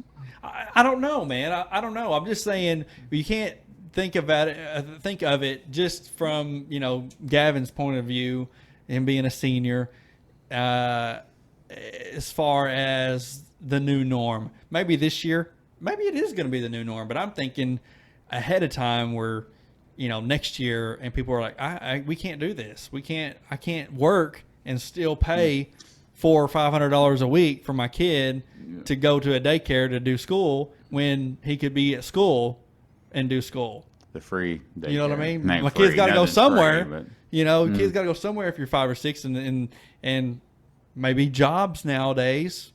If you don't have to be at the job, which we know that's going to be the new norm, and it is right now. They've created Work at home. where you can work at home. Well, that's what Maybe I'm saying more of about. that. Think about what like kids going to half day of kindergarten.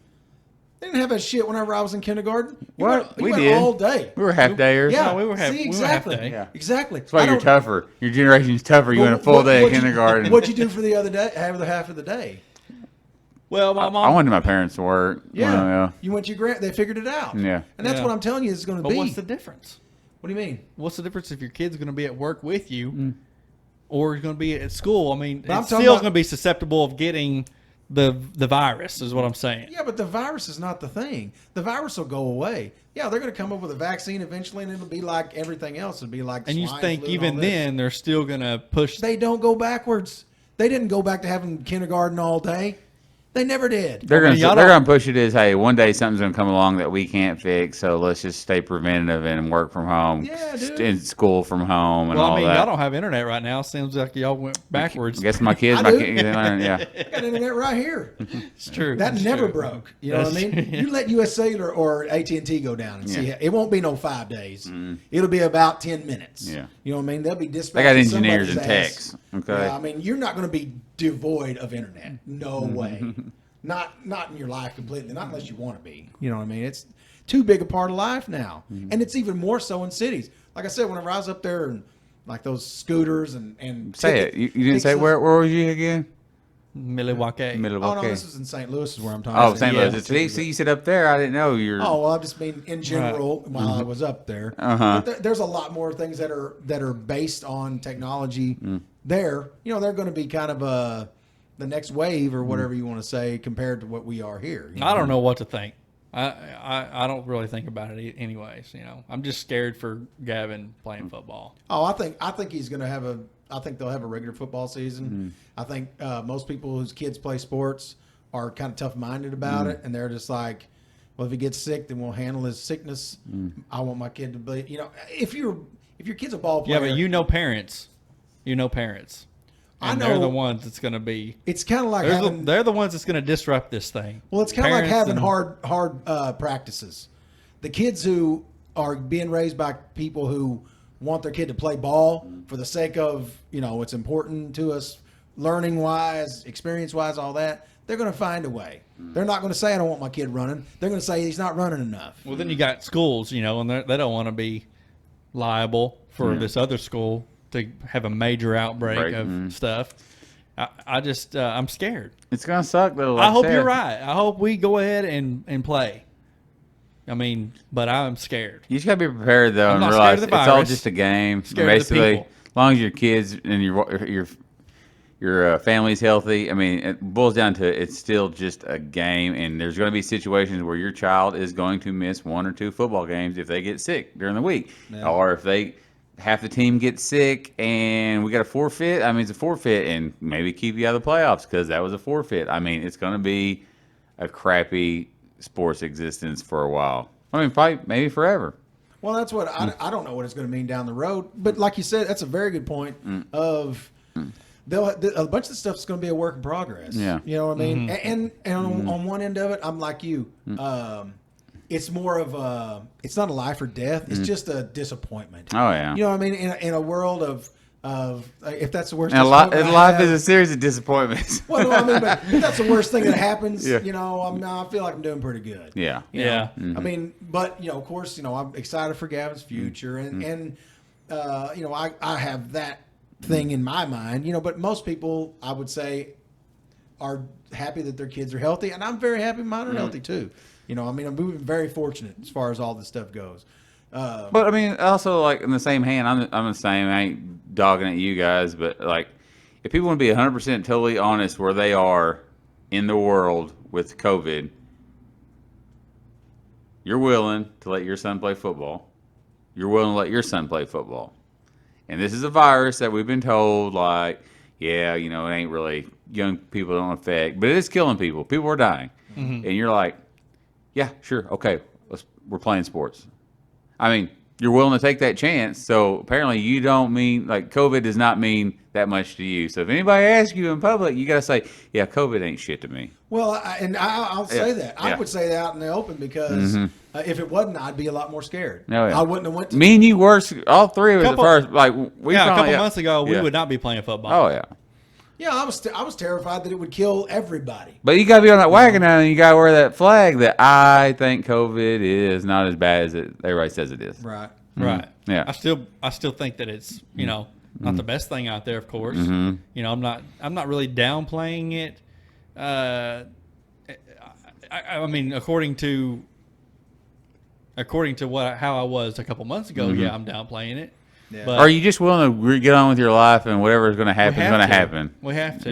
Yeah. Well, at some point, you got to look at it like this. And If I people always, start dying in the streets and stuff Yeah. from it, you know what I mean? If it's like if it was like that, yeah, it's totally different. But But that's what you're hearing. That, my gosh, in New York, people they were throwing people in ice trucks. It was that bad. That's what you were saying. yeah. well, then you see that it's not as bad as they said it was, and I never believed it was, and I Yeah. never believed it wasn't. That's what I tell people. I don't just know. did my part. I just don't I know. didn't know what Yeah. to believe, but it was better safe than sorry. Yeah. You know. Well, I always use Finding Nemo as an example when we talk about what you're willing to let your kids do and what you're not, because it's Nemo's dad is like, they're sitting there going, well, why are you so scared? He's like, well, I'm afraid something might happen to him. Well, if you don't do stuff, then that's exactly what will happen to him. Nothing. Yep. You know what I mean? They'll experience nothing. No experience in What's the life. point of being alive if all you are is alive? Yeah. You know what I mean? I've lived both ways. I've lived very quietly and very still, and there's nothing rewarding about it. That's why every now and then I got to break out and go Milwaukee. Kansas City or whatever, or not, or Up, St. up Louis. north. Yeah, Up I north. got to go somewhere else. Up you there. know? No, it's up I'm there. like- My bad. Not up there. yeah, because I'm not living. You Yeah, know what that's I mean? right. I'm just existing. I just go to work every day and come home. We just sit here and watch TV, or we do whatever we do. That's what I told Ben today. I assume go out and live my life and get the damn thing and either get it over with or it kills me. Yeah. I just don't mean like But see, because I'm so uneducated on it, because it changes so much. If I get it, like say right now, There's no use in trying to get educated on it, but go yeah, ahead. if I get it, Because it changes tomorrow. yeah, can I get it again? Right. And some people say they have. Yeah. Some people say they have. Or am I immune to it after that point? Like, they got the antibodies, am I good to Some go? people say they have. Some people say you can't. And I'm like, everything you want to, everything you read about it, the next person says no. You know, or the next person says yes. You know, and you're like, I'm not reading about this anymore. Yeah, what's going on here? That's what they say. Well, they tested positive for the antibodies. They should be fine, blah, blah, blah. And I'm like, yeah, but just like chicken pox. Okay, you thought chicken pox is over with, but guess what? It turns into shingles sometimes whenever you get older. Older, yeah. You know, I mean, it's What's a it going to virus. evolve into inside your body? you don't know. It's like when- any big event that happens, any kind of shooting or whatever. I don't go right to the news and try to read about it right there. Decipher it, yeah. Yeah. I'll wait till, about a week and read On what the back happened. page of it, Yeah. the real one, yeah. Yeah, that's when you're going to get the real story. Well, that's 'Cause what it's going to change 100 times. Think about it like this. This is the way I look at it. If my oldest son, got COVID-19, okay, let's say I'll give two scenarios. One, he goes out, plays football, gets COVID-19 from a kid he's playing football against, and he dies, and I am there when he dies. Okay, there's that. And then there is, we stayed home, we did what we could, we still got COVID-19, and he died. Okay, you got scenarios there where everybody's going to die at some point or another. Now, would I rather him be out doing something where he's being a human? Because that's the human existence is out there existing. Yeah, in it. Out doing something. Would I if I had to pick, which I don't want to pick either one for my son to die, but I would rather him die out playing football versus die sitting in the house. Yeah, waiting for death. Yeah. And it's if it's unavoidable, like they keep saying, well, everybody's eventually going to get it. Yeah. Blah blah blah blah. I mean, That's my big deal. Everybody's going to get it. yeah. Unless Yeah, you're but- that lucky 20% they keep But talking about. are you going to get it from that guy that, that had the version that killed you? Or are you going to get it from the guy at the convenience store that give it to your mom and your mom was just fine? Yeah. Yeah. So Well, there you go. You got to think about that too. It's not going to be one or the other. I mean, it's going to be one or the other. I'm guessing. One of the strands. Right. Well, she says, or I say she, Brandy, my wife, says that that she thinks it has to do with viral load, and it's how much of the virus you actually get from somebody. But then it's gonna Like a full sneeze, open mouth instead of like a little. Right. well, sneeze. like So for playing football, you could get it real bad, and then Well, like pass them. asymptomatic people don't put it off. They don't shed it like someone who is highly symptomatic. Where you're talking and it's coming out of the back of your throat. It's in these fogs in the air and you're walking through it, or you get it from somebody talking earlier and it landed on this, and then you scratch your face and you end up getting it that way. That's She thinks that there may be something to that. I mean, and You can't get that way though, man. Well, we heard one on thing the we, show. I think we Can't can get agree that on way. is we're just sick of it. Yeah. We're sick of talking about it. I'm sick of thinking about it. I'm sick of it. I don't. I wouldn't have gone where I went if I was scared. About Right. It. You know what I'm saying? Now, not to minimize people dying from it. Like that guy that died that I knew. Not to minimize his death, or not to say that people shouldn't be careful. Because when somebody said we needed to wear a mask, I wasn't begrudging. I wore it. I'm like, okay, if I have to wear a mask going here you go. Yeah. I'm here with my mask on. If they didn't ask for it, I didn't wear it. Straight up. I mean, Right. anywhere I went, if it didn't say you must have a mask to enter, then I put it on. If it didn't say it, I didn't wear one. It's not a jerk. You just abide by what they ask of Yeah, the I mean, establishment. It's not going to kill you. No. You know what I mean? Well, I mean, I like wear to get the mask. along, and I saw people I saw a guy in that cheese castle in Wisconsin. They came over the loudspeaker, and I know it was because of this dude, because he's wearing his damn mask around his mouth with his nose hanging out, and they came over the loudspeaker and said, "We asked if you're wearing, if you're going to be inside the cheese castle, this is over the whole PA system. Oh, they busting him Please, out. Yeah. please put your mask over your nose and your mouth." He didn't change. He just, what I mean? I'm just kind of like, why You're on gotta that be much guy? effort almost. Yeah, you're almost there. Just a little bit more. Yeah, but he did it intentionally. You know Yeah, what I and you mean? could He left tell. his house and he's like, okay. Yeah, I got my mask on. Yeah. It's on. So what do you want? Play on words shit. Yeah. And for me, for that, I'm just kind of like this douche move. You know what Yeah. I mean? So if you don't like it, if it pisses you off, then don't go in the cheese store. Yeah. You know what I mean? Go somewhere else. You didn't have cheese at the cheese store? Huh? You didn't have cheese at the cheese store? I bought cheese at the cheese store. Okay, but you Was didn't it eat curds? there. What Yeah. was it? We bought several different things, some spreads, Many and cheeses. Yeah, they didn't have the assortment that I thought they would. I thought they'd have all kinds of stuff, and most of it was like cheddar of a bunch of variations, and what they had some Goudas and some I like me a fine Gouda. yeah. The smoky Gouda. Yeah. Got any cheeses you like? I like American. Yeah. I like pepper Not jack. surprised. I like pepper jack Not cheese. surprised. Yeah. I do not. You Like go, like whatever crab. those- Whatever those carefully placed white strips are on top of my enchiladas at El Chico's is what I like. Yeah. Whatever that is. That's the best cheese. The American cheese thing was a joke. I do like. I do not like Swiss. Really? Yeah, don't like it, dude. What? Dude, I like the shittier smelling cheese, the better. Yeah. You like it Limburger. even musky? Ooh. Oh, the roughest, the smell like somebody's butt. Yeah. I'll eat it. It's good. It's butt eater. Okay. Well, the thing about no comment. The thing about you like head cheese? Yeah, yeah. well, that's not really cheese. No, you know that's what I like mean? intestines and Well, head cheese, brain. you're cutting meat Yeah. off the skull, and it's Yeah. not really cheese. You know what I mean? So Man, I wish I knew you were going up there. There's actually a cheese, one of my favorite cheeses from Wisconsin. And of all things, it was we're coming full circle here. Is an art, Muted. yeah, Van Gogh cheese from Wisconsin.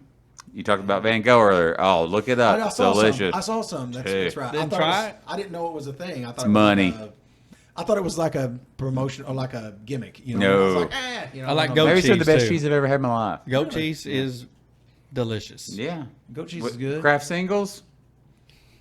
I bet you money. Whatever they put on El Chico's food is Yeah. what it is. It's not Kraft singles, okay? Well, guys, since Lucas has been around COVID and I'm probably infected, I'm gonna cut out. Yeah, it's that time. Oh yeah, yeah. You got somewhere to be, Benny. Yep. It's been 3 hours. Give James Hardy a shout Oh, out. definitely, man. I was going to do that first. I'm glad you brought that up. James Hardy, thank you so much for listening and always wanting to know what's going on with the podcast and for being the most successful bodybuilder I've ever known. Yeah, and he said right there. Yeah. Congratulations, Trent Hardy. said. Trent is not the coolest person that sit in that chair. It's Hardy. It's always been Hardy. I mean, he's a drummer. Now he's a bodybuilding champion. Hey, he's a very, very. He looks incredible. Yes. I mean, this man has accomplished a lot. You know, I mean, I love James. Yeah. Literally love the guy. he's a really, really good guy. One of the best people I know. Yes. He really is. He's up there, man. Yeah. he really is. He's upper echelon for sure. Yeah, Yeah. He's on the podium. He's Congrats always enjoyable. congrats to James Hardy and congrats to Adam Woodruff in his recent election. He was runoff. another guy we had on the podcast. And we're not going to give any props to anybody that's not been on the podcast. And he's been on the podcast. And so he's having a runoff next Latimer County. August 25th. August 25th, having a runoff. So good luck to him. And so far, so good. And good luck to you guys with the COVID. I hope to see you on the other side. This might be the last Same. time we Yeah. see each other for a Same. long time. Yeah, since we've been infected. See you boys in Valhalla. Do what I can to keep you guys strong. Yeah. All right. Yes. Thanks for joining us. Yeah. Aaron. Oh, like when we did baseball, we had to hit elbows the first tournament, and then the next tournament we just tipped our hat like so. Yeah, Like, and then we made it to the championship, right? To the championship game, and then everybody was touching each other and stuff. That after that game was over, We're not gonna I do was that like, here. we did this all day long, but now it's all And I'm not like that. I was like, what are we doing? I was like, I didn't care. You just caring? But it You was care? it was funny though because Yeah. I was like, earlier we had to do this, but now we get to shake hands and all that with everybody. Hug and- And one coach at the tournament in Stigler, one coach when we were touching elbows or whatever. He goes, after the game was over, he goes, hey guys, are we just tipping hats? And I was like, I got up to him and I said, man, coaches are hugging. Yeah. And he was like, he did this to hug me, You hugged it out. faking, Yeah. right? Like he was going to do an air hug. You went in for I it, went dude. for it, grabbed him, hugged him. He's And like kicking. Get off me. Yeah. it was so funny, man. I laughed so hard. That is funny. Okay, we got to plug first. Who are you plugging? What are you plugging? Oh God, I didn't even think about it. I like your shirt, the Beaver shirt. Where'd you get Thanks. it? Where did you get the shirt? Duluth. Okay, Duluth. Duluth. Duluth. Trading Company. What are you plugging, Trent? Man, I plug ugly, bowfish, and Dude, we should have talked. You've had more success with bow fishing. We Yeah. didn't even talk about. Another state I championship. feel like an asshole, man. You didn't win Yeah. it. It's really incredible. Yeah, it is. A state championship? Yeah. Oh, the state Yes. championship. Yes. I'm Yeah. talking about Yes. the national. Mm-hmm. On the national. Nobody cares about state championships now that you've won the national championship. World championship. My bad. Did it My feel bad. good? My I mean, bad. when you won the world championship. Yeah. we- We'll talk about it some other time. Okay. We're short. I- Catholic Ministries. My mother-in-law is helping out there. Giving out stuff. Check that out. All the people who's doing the food for the schools for the kids in summertime. Big shout out to you guys. Dude, Thank you, that's brother. for real. Definitely, yeah. Mm. Because 100%. all that stuff's going on behind the scenes, and I don't think it should go on behind the scenes. There should be, I don't see it, Yeah. and we should see it. And Oh, I yeah. don't know. I don't see people sharing stuff. I don't ever, We did in the And- beginning. There was a lot whenever the COVID stuff first started, but it's kind of on social media anyway. It's kind of died down or whatever. But You got some secret page y'all's all on or something? Kids Not You got a Eating secret is a- page?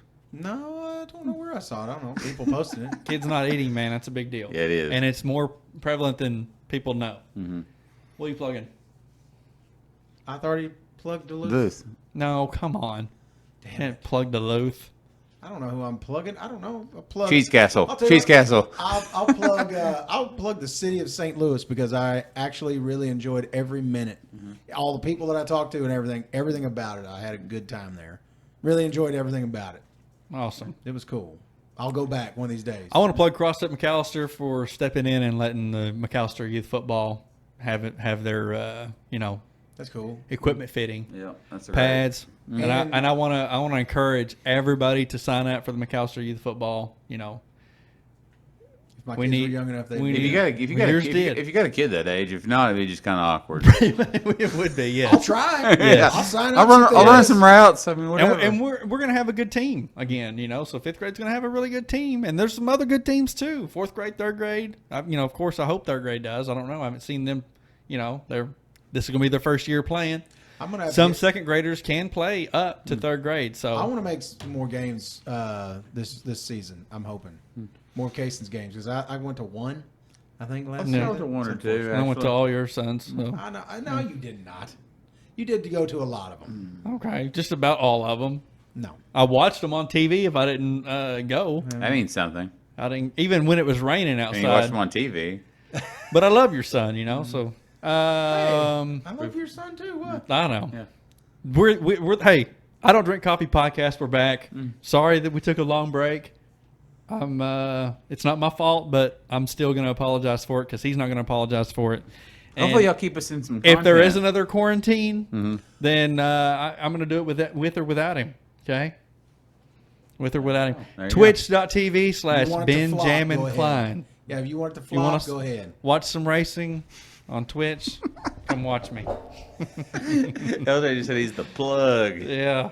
Yeah. Next time, I want to talk more about Trent's bow fishing, man. He does too good for us not to acknowledge it. I feel like a dick. Have you been bow fishing before, though? You're shooting fish. Yes, I've done it before. You're shining a light did it on when I was a fish's kid. eyes and you're shooting them. It was It's- fun. Yeah, it's a good time. It's ridiculously easy. Ben goes out like and When they say, like- catches fish on hooks for no purpose other than to release them too. He's When they like, say- "We need to get a hook on this. when When they you bring a say- barbless hook?" When they say it's like shooting fish in a barrel, well, I know where they got that from, that expression. Okay, all right. Thanks for watching. We're out. Adios. Love you. All right, that's a long one. Love your body.